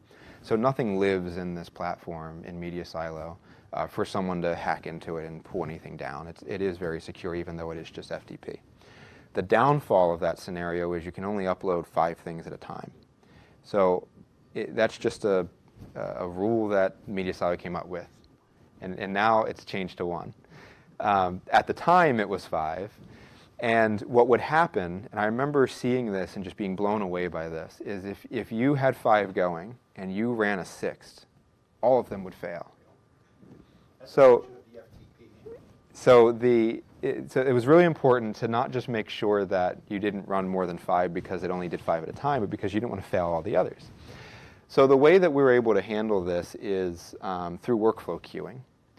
Now, workflow queuing is required in all of these systems, all integration platforms. Workflow queuing is absolutely needed to handle how much power, how much hardware power you have, how software resources, services you're using. You need to have queuing to maintain all of those resources. But you also need queuing for other reasons, and this is a unique reason. Is using queuing, we can say never allow more than 5 uploads at once. So in this system, being very agile, we're able to say, all right, for every step that's named, submit file to Media Silo, then we can come down here, and that top snippet is the step that's actually doing the FTP upload. We can come down in here into a different config file, the bottom half of the screen is a different config file, and we can say whenever the step is named, submit file to Media Silo, make it a max of 5. And then if a 6th one comes in, it's just going to wait, and it's going to show in a user interface in queue. And then when one of those 5 slots opens up, it will slot in, it will take over. Now, it's extremely rare they're doing 5 uploads, but do we want the call in the middle of the night that the user at 10 p.m. who hit start and walked away and their upload failed because they were the 6th one that evening? It might be a far cry that they'll do it, but we don't want that call. We don't want anyone to have to deal with that call. Also, potentially many people doing this. Yep. Even late at night. So, it could be the whole thing of like, hey, is anybody uploading right now? Okay. And they'd go, well, it could be 5 people in the next room that were doing the uploading. Yep. It's all the same system. So it not only comes down to compatibility, also supportability for us all the time. And then, stability is a big factor here. So a couple more points on the workflow engine that we've been talking about and giving examples of. We can extend the use of this instruction set and telling the system, what workflows to run using Groovy. Groovy is a scripting language that really allows us to not write Java code, not write software, but tell Java what we want to do. We can script. It's not JavaScript. That's a different scripting language, but it is a way to script in Java. And because it's so powerful in this system, it's a common scripting language that we push our workflow engineers to use when we need to do something that the workflow engine doesn't already have the capability of doing today. What this does, it gets rid of that battle, as I talked about earlier, about, well, I like to use Python for this, I like to write this in Ruby, so on and so forth. And engineers and administrators can battle over that stuff all day. When it comes down to supportability, by having common languages that we work with here, then when we go outside of the box, when we say, okay, the instruction set with the XML doesn't meet the need, can we do it in Groovy? If Groovy doesn't meet the need, that's fine. We can go outside the box. We have all these other ways of writing in different languages, but we're doing that for a specific purpose. We're not doing it because I like writing in this language and he likes writing in that language. We're doing it because we tried everything else. We tried the common rule sets. They didn't work. And so now when it comes to support, if someone runs across a Python script that does something to extend what we're doing in this platform, they know it's for a reason. And you don't have a debate between administrators and engineers of, well, if you would have written it this way, then it wouldn't have this problem. Because that's what you hear on the back end when you're working with engineers and developers. So getting into the integration support, what does it take to really support this kind of environment? There's a lot of heavy lifting that we do in order to monitor the system, maintain the system, and the first thing, jumping to a question that you asked, is what does it look like to a user when they run a workflow, and how do they know if it succeeds or not? So this is a screenshot of a workflow list. On the left side is all the workflows that were run. Pretty obvious all the green ones succeeded. What's really nice about this platform, what you really can't see because it's a little bit too small, is underneath or right above every one of those green bars, it says the percentage complete, and they all say completed 100%. And going across the board, we can see the subflow. So if you click on one, you can see every step. If it's got a little arrow on the right, that shows you the children of that step. We can see all the steps in the subflows, and we can keep going right and going right and going right. So if something's successful, it's very obvious. They see it turn green, they don't have to worry about it. Thinking through how a user sees this and what we want to accomplish in the system, a simple example of where this can be very powerful, in my opinion, is when we replicate data across to Lincoln Financial Field. We don't really want to show that an ingest is successful unless we know that file is replicated, backed up, and in the DR. If it wasn't successful. It might be fully accessible in the production environment. They might be editing with it, but if it's not replicated, we didn't have success. And so we put that all into the same workflow, and we don't show 100% green until it's replicated all the way through. So in some systems, you'd have to break that out into all separate workflows. But because this one is so customizable, we're able to combine all of those functions into one business process workflow, as I like to refer to it, where it's not just ingest. The process is to ingest and protect it. And so we don't want to show success until that whole process is complete. So the next example, though, is failure. When something fails, it goes red. If it fails and goes red, then we actually get information specific to what caused that failure. So we can not only see that the initial workflow failed, but clicking on that shows us all the steps of the workflow. We can see every single step of that workflow that succeeded and then where it stopped on a failure. On the failure, what you can't read here, because it's so small, is it says, actually let me pull it up over here. I believe it is creating proxy. And so if we jump over to the right further, we can see more progress on the far right, and it's a create proxy step. Now we can look at this as the integrator that set it up, and we can say, all right, it failed on a proxy step, but it's not halfway through, it's at 1%. So what does that tell us? Well, if it was halfway through, the sand might have gone down, something failed while it was transcoding, otherwise it wouldn't have made progress. But it's only at 1%, so we can already deduce that either the transcoder wasn't available, or the file wasn't compatible, it was corrupt, it was deleted on the back end. Something happened where it didn't even kick off, because it only got to 1%. And so we can very quickly see that information and react to that and support much faster. And if we click all the way on the right to the 1%, where it failed, we can actually get the error message, and it will tell us exactly what the ID of that asset running in the transcoder where that proxy failed, and we can go to the transcoder and we can look at that on the back end if we need to. So talking more about what it takes to support an environment like this, I like to joke that it takes a village, kind of like raising your kids. So the system has a lot of facets to it. And what we strive to do, and we're still working through some of this as we learn better processes, constantly evaluating how we support all the things that we need on the back end to support a system like this as a managed service provider for these systems. So we have IP sheets, pretty straightforward. We have shared password vaults. We need to have shared password vaults that are secure with our customers so that when they update keys and codes and passwords that we have those and we can do that the same for them. AD integration, that's not a documentation requirement, but without AD integration or a common directory services integration, nothing's as supportable as it should be. So this system, right off the bat on day one, was all integrated into Active Directory, and anyone logging into the SAN, anyone logging into their workstation, anyone logging into the Reach Engine platform is on Active Directory. So that makes all the logs correlate in terms of who's doing what. Connectivity diagrams are important. We saw an example of that earlier. Traffic and service maps, I'll show you one of those in a minute. Workflow swim lanes, that's something we've started to do more of, and in a discovery process we're doing much more of, something we want to actually go back and revisit for some existing customers like the Eagles who don't have them today from us. But I'll show an example of the approach on that as well. Monitoring services and statistics, I'll give you some quick screenshots of how we monitor the systems and what we look for in the approach to that, how we store those statistics and how we can analyze those.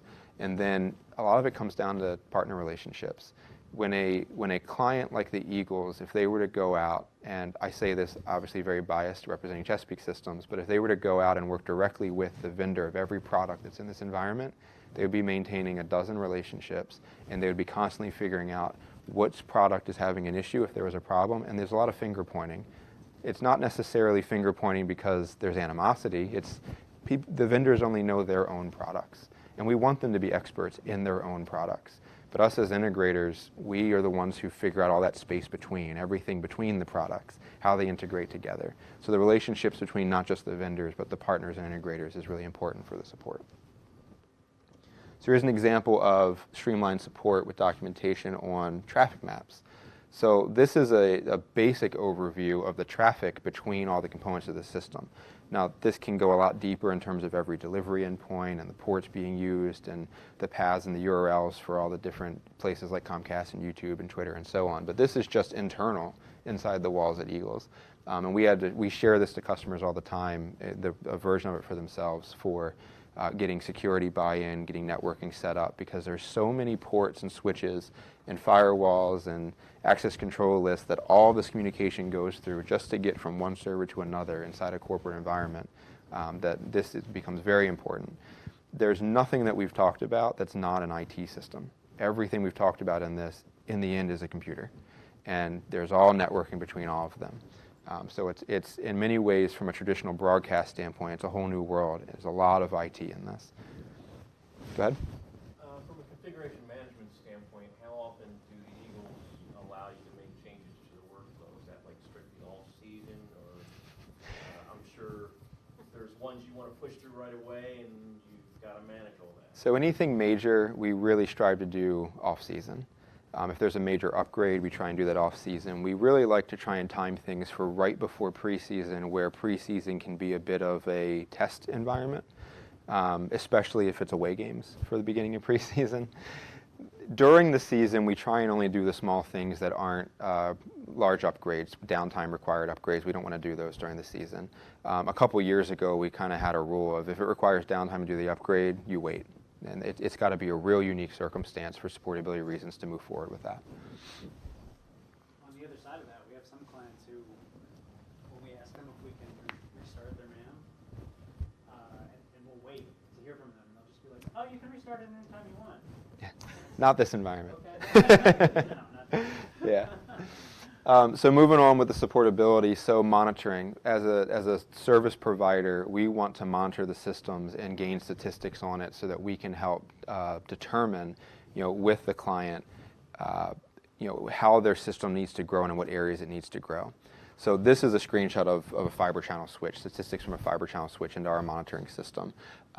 We can look at everything. We can look at the disks, the switches, the workstations themselves, the servers, the services on the servers. We can gather statistics on all of this. And then we define thresholds for all of them because, again, every one of these components is an IT system. They all have processes, they all have hardware they're running on, or processes that are running at minimum. By defining all those thresholds, we can get alerts into those systems, and then we can proactively be supporting the end users much more effectively. The other part to talk about in here is BPM rule sets. So something we're working towards in this environment and many others is the monitoring platforms that we've started to put into place. We can actually go a step further, and you know, again, what we're working towards right now is defining when is there a business process that is not tech that we're monitoring, but we want to monitor a process of, let's say, archive. There's a lot of tech that is behind the need to archive or the need to restore. And if one of the requirements around that archive is, let's say for the Eagles, they need to be able to write data from one side of the street to the other, from one facility to the other, that network link needs to be up. If that network link is degraded and we show that in monitoring, we want to be able to call and say proactively, you can archive, but it might be slower than usual. We're giving you a heads up while we're working on it. We're trying to figure out what that issue is. Because if we can define those business processes, then we're not relying on our support team or their support team or any users to, every time they see an alert or see a degradation of a service, to read through all the documentation and figure out what is affected by this one thing. By having an automated system that's monitoring the business process along with the tech, the system can tell us that. So it's all about being more efficient in support and being quicker in support. So that's a lot of what we're, again, working towards today. Swim lanes. These I find to be really powerful. This is something that we would like as Chesapeake Systems to go back to some existing installs that are getting a little bit more dated and redo these. It's really important to do a swim lane at the beginning of an integration, finalize it after the integration. What I like to do in terms of a swim lane approach is every piece of hardware or service and every human, especially in a different role, has their own lane. And if there's any crossover to another person or system or function performing any action inside of a workflow, they need to have a lane, even if it's only to put one point on it, because that one point could be where something falls apart. And then we want to show that business process from beginning to end. Now, it's easy to do these for a technical workflow. We can create these, pretty quickly, and when we look at that XML instruction set, we could make one of these very quickly. But that doesn't tell us the whole business process. So there's a whole nother layer that kind of takes all of those and puts a whole business process to it as well. And these I found more and more important as we work with more customers like the Eagles. That's more almost like a variation of critical path now. Yep. Yeah. And there's also, when we go through these, there's a BPMN standard, so Business Process Management, I always forget what the N stands for, standard, for even just the symbols and the shapes that you use as you go through this, and I find it to be very powerful. It becomes a common language. So last thing I want to talk about is what does success look like? So it looks like a Super Bowl trophy, right? The Lombardi trophy. So some metrics, some key metrics to kind of finish things up. Peak of 10,000 workflows in this system during NFC Championship week. So the week leading up to the Eagles-Vikings game last year, 10,000 workflows, not including subflows. It's extremely rare for a workflow to not have multiple subflows in this environment. So that's really probably 30,000, 40,000 workflows.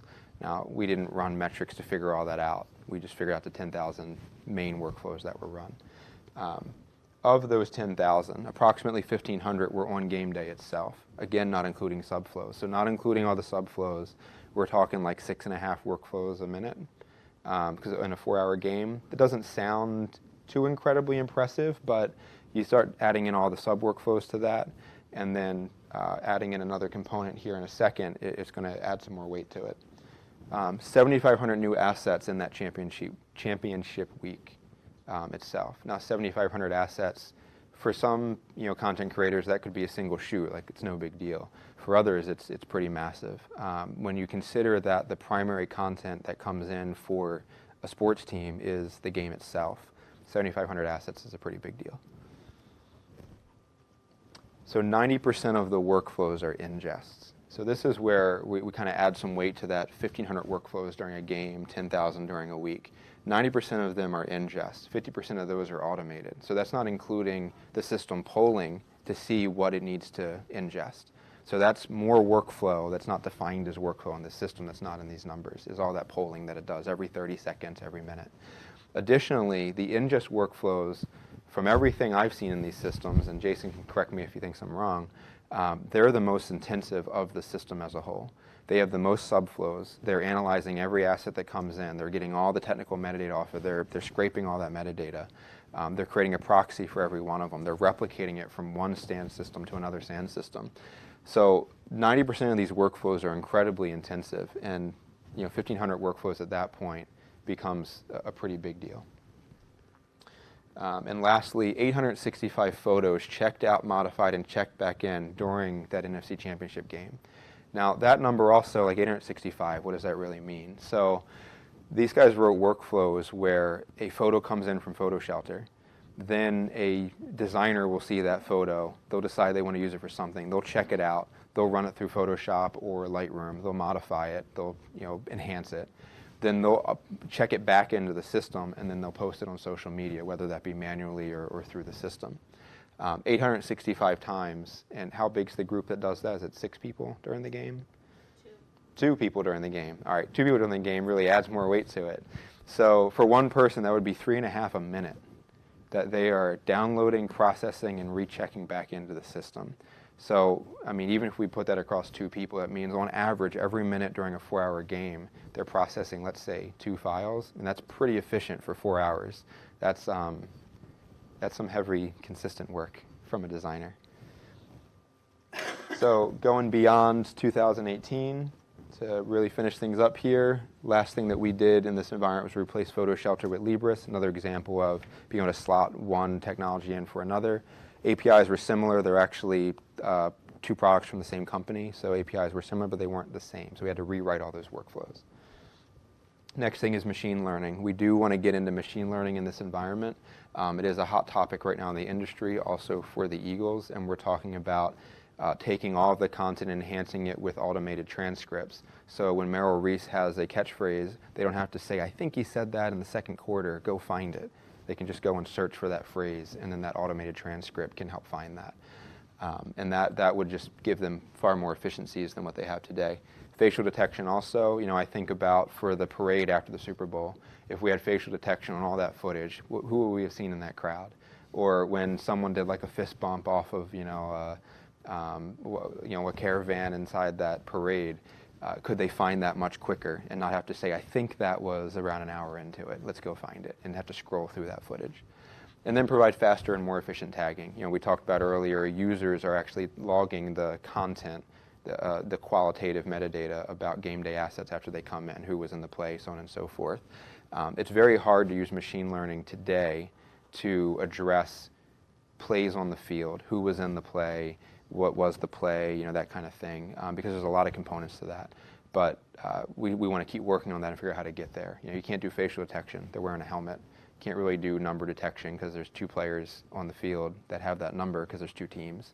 There could be someone in the stands wearing that jersey with that number, so you might tag something wrong. But there's ways to figure all of that out, and those are the things that we're brainstorming on today. Next thing is to address adding more clients to the system. Everyone's fiber attached now. That's not necessarily as scalable as we'd like it to be, so we want to be able to do more network attached. That's another enhancement. And lastly, the potential to move into the cloud more. This isn't a heavy requirement today in any way. It's just something we talk about regularly just to kind of keep our chops up in the conversation, decide if it's something that we should do at any given point in time. In general, the goal is have an away game and a home game with the same experience. And how best to do that and centralize the system into the cloud. But there's a lot more components that go with that. All right. Lastly, archive off to Glacier, and we're finished up. Thank you, everyone. Yeah. You mentioned you use Quantum for your Yes. SAN. What are you using for the rest of your hardware? Supermicro servers are hosting a lot of the on-prem application servers. I think that's really the majority of it. We have Supermicro storage servers as well for some lower tier disk that's making up the DR SAN. And that's, where are we at now? 300 terabytes? We started with 100. We started with 108 on day one, and we've at least 4 times expanded that volume. And every time we expand the production volume, which is around 300 terabytes at this point, I believe, we expand the disaster recovery as well to match it. What is the system that this replaced, and what was that migration of? So the system it replaced was a bit of everything. When we walked in, they had a handful of editors at NovaCare Center and a handful of editors at Lincoln Financial Field. Some were on Macs, some were on PCs. Most of them were Avid editors. The users at the stadium were on an Avid Unity, and they had Interplay. And the users at NovaCare Center, they were dabbling in Premiere, and they all had their own storage silos of multiple network-attached storage. Some of them were little prosumer appliances, some were Macs hosting FireWire drives. There was 4 or 5 at least network-attached storage devices that they all shared between, and they mounted all of them at once on every workstation to edit, and then they would have to duplicate between them. It was an interesting experience. The migration out of that, the hardest part was probably the adoption of Premiere. The hardest part plus the easiest part, I guess. There was, I'll never forget an experience. I was at the first home game after we put the system in, and it was the first preseason home game, and it was the first game that they actually took content in from Gameday using our Gameday acquisition in just workflows, and created content for halftime. And it was a big deal to figure out, if this editor, Mike, how successful he was to bring that content into Premiere, edit with Premiere, and get that back out to the control room. And after he delivered it, he came in the control room and he walked over to myself and their producer, and he said, I had a lot of issues. I said, all right, well, what were those issues? Let's figure those out. And he said, well, I've never opened Premiere before. And I'm like, well, wait a minute. But you got the content fine, you found it in the system fine. He said, oh yeah, everything was fine and accessible, but I just never opened Premiere before. Like, he waited until that day to actually figure out how to edit in Premiere. Because to him, it was a nonlinear editor. He'd been in Avid for a long time, he'd seen Final Cut. What's the next one, So all of his struggle was around just adopting Premiere, had nothing to do with all the integrations we did. All of that worked perfectly. So I was very proud of that.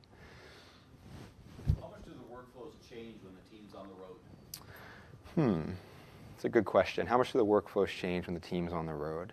So delivery, Gameday Acquisition doesn't happen in anywhere near the same way. You don't get your 6 angles of Gameday footage because it's not your own control room.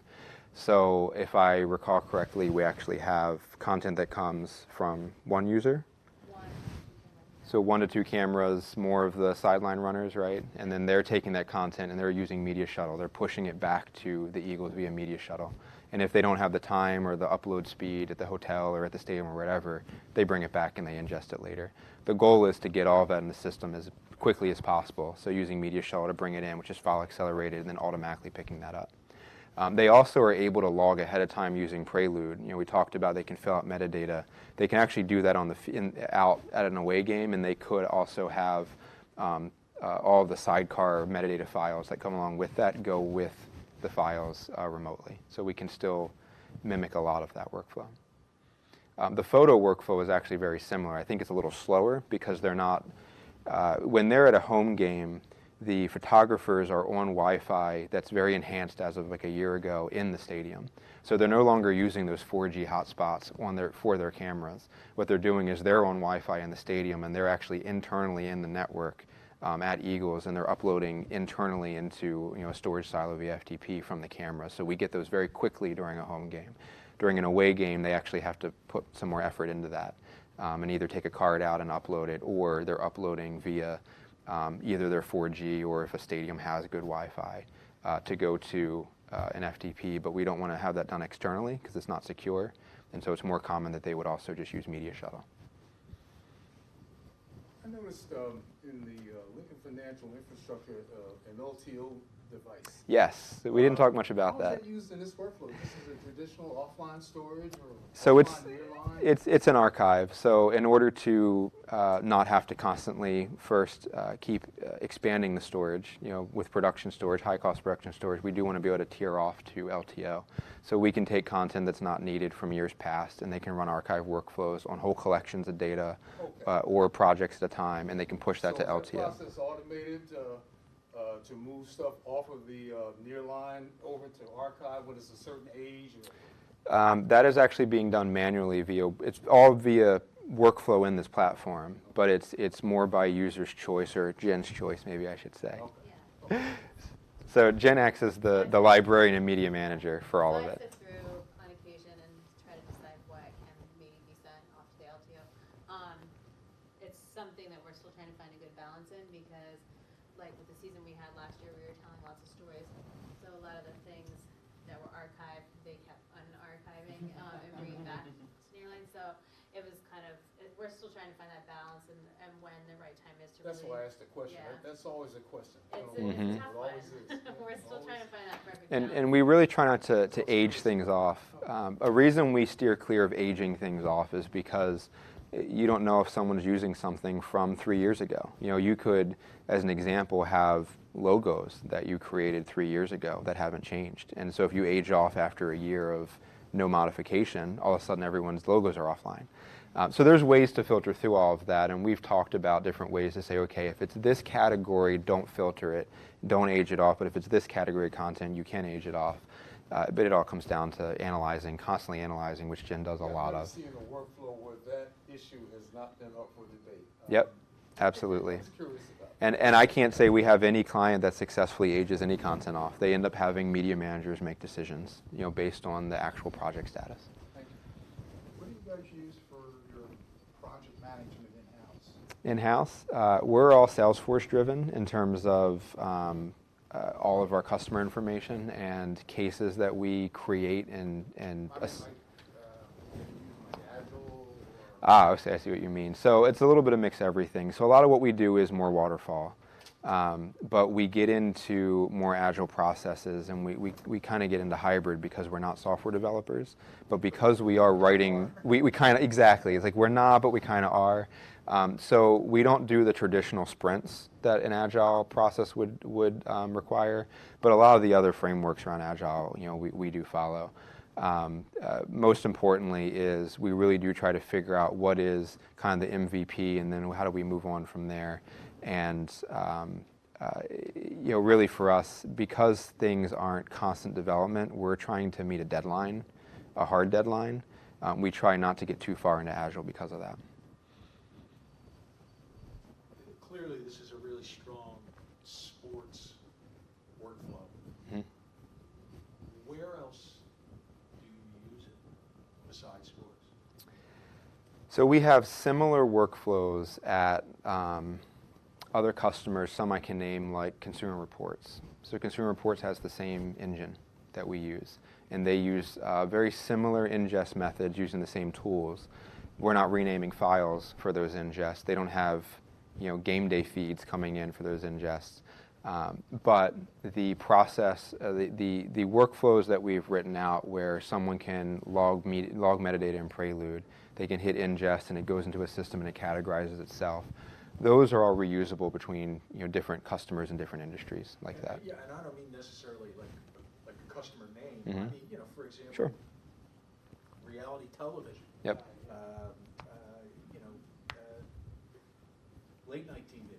Mm-hmm. Do you work in those areas? Yes. Feature film? News, movies, episodic television, sports, advertising. I mean, the amazing thing about all of these, I guess you'd call them verticals or parts of the industry, is a lot of them have the same issues.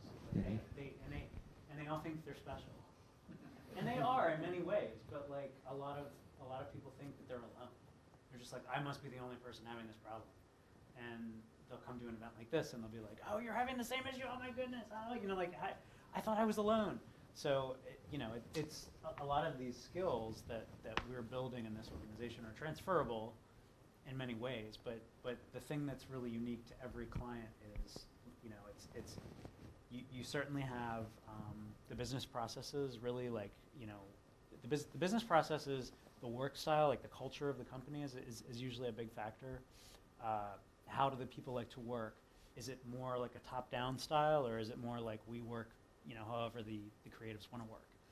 So that's a big factor. But it's also with sports, you have very tight deliveries, obviously, so things are very, very quickly moving. News, things very quickly moving.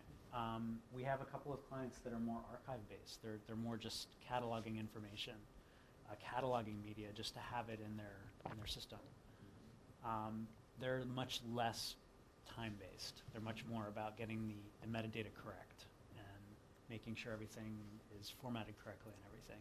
And they'll have like hundreds of metadata fields, whereas some of our clients only have several. So It just seems to me like there's TV shows that are, I don't know if they're live or not, but when there's input from the audience and it's a weekly thing and it builds up to a grand finale, it's like a sports season, right? They're using this kind of technology as well?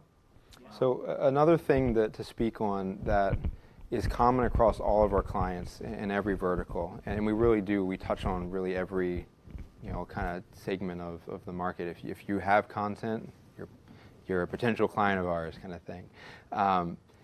Creative users want to be creative. And so all of our approach with this are examples of how can we use systems to take the burden of trying to be more administrative off of a creative user. And so things like branching in workflows, having these case statements, deciding what direction to go based off analysis of metadata, renaming files, organizing the content for them.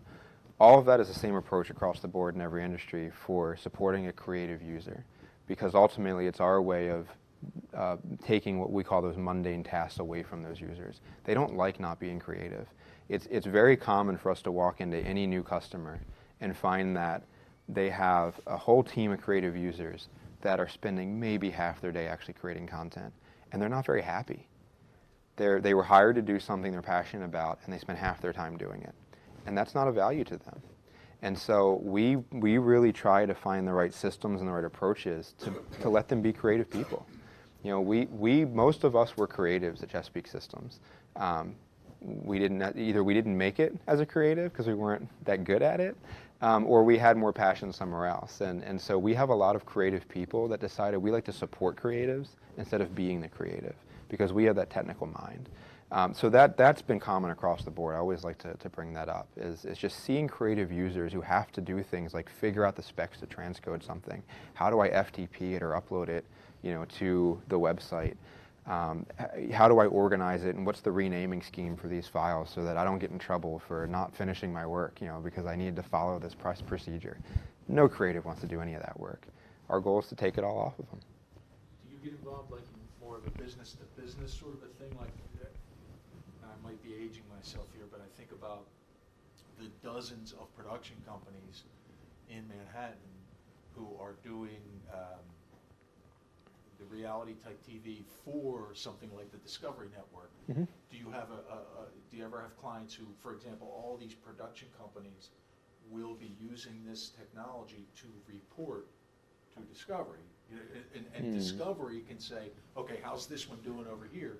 How's this one doing over here? And it's an automated process. So in our experience, that's usually more in the reverse, where someone like a Discovery would say, here's our systems that you as the company we've hired to create content for us have to use. Yeah. They dictate that from, they're the ones who write the check to pay for that content, so they control it. Very cool. Yeah, but they have very intricate systems very much like this. They don't have the same exact platforms, but they're all serving the same purpose. There's 4 or 5 vendors out there that have platforms like the Reach Engine platform that I've been talking about that the Eagles is using today.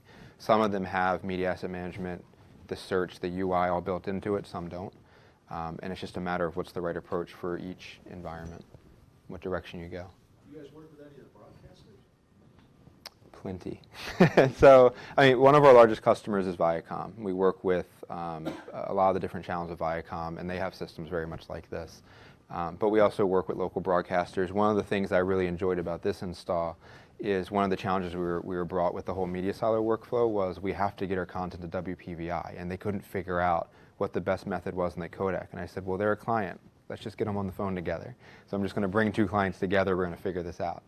We work with a handful of the ABC stations throughout the country. There's 9 ABC O&Os or Disney O&Os, ABC stations. We work with 4 or 5 of them as well.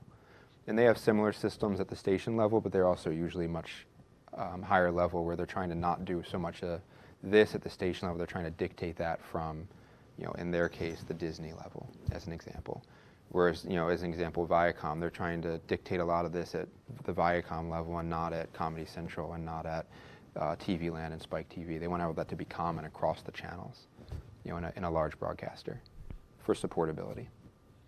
The other thing I want to mention, I think that a lot of people forget, is that almost every company creates content these days.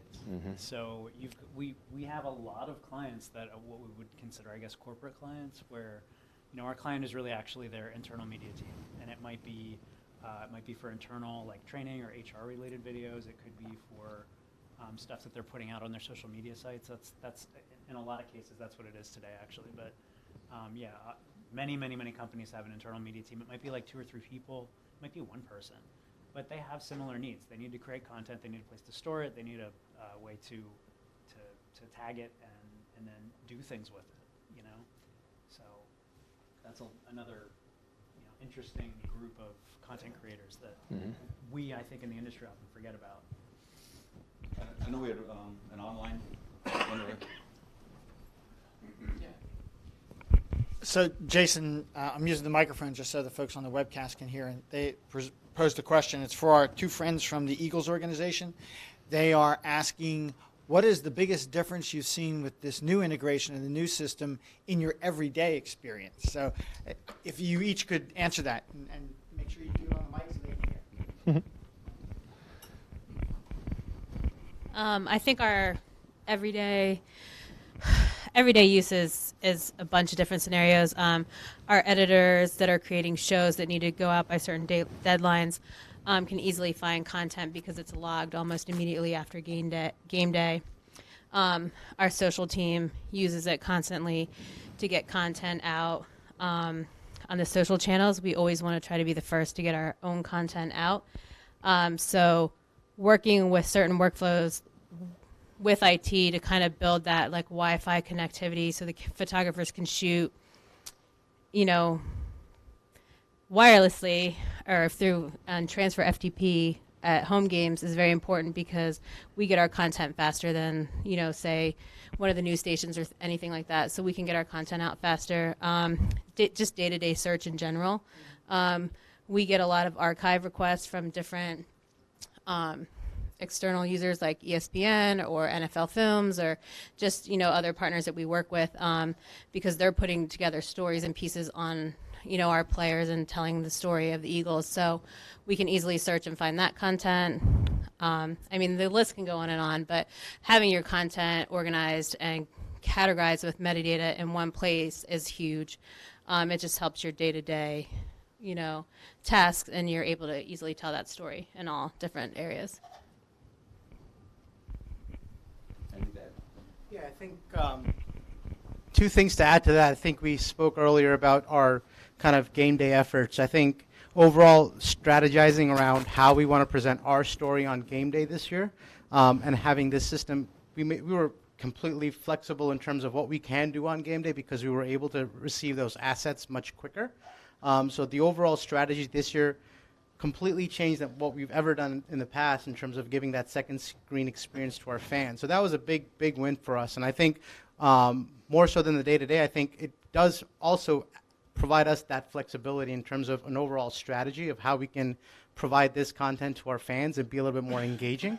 And the second thing is I think we want to be that flexible because we are governed by how the team performs on the field.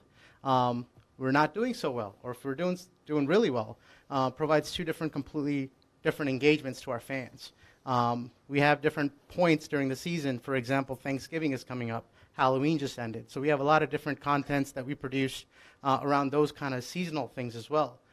So to be flexible in how we present these stories and have that engagement with our fans is massive. So having a system that's as flexible as us that we need to be is a massive win. Thank you. I had one little, two quick follow-up questions. You mentioned WPVI.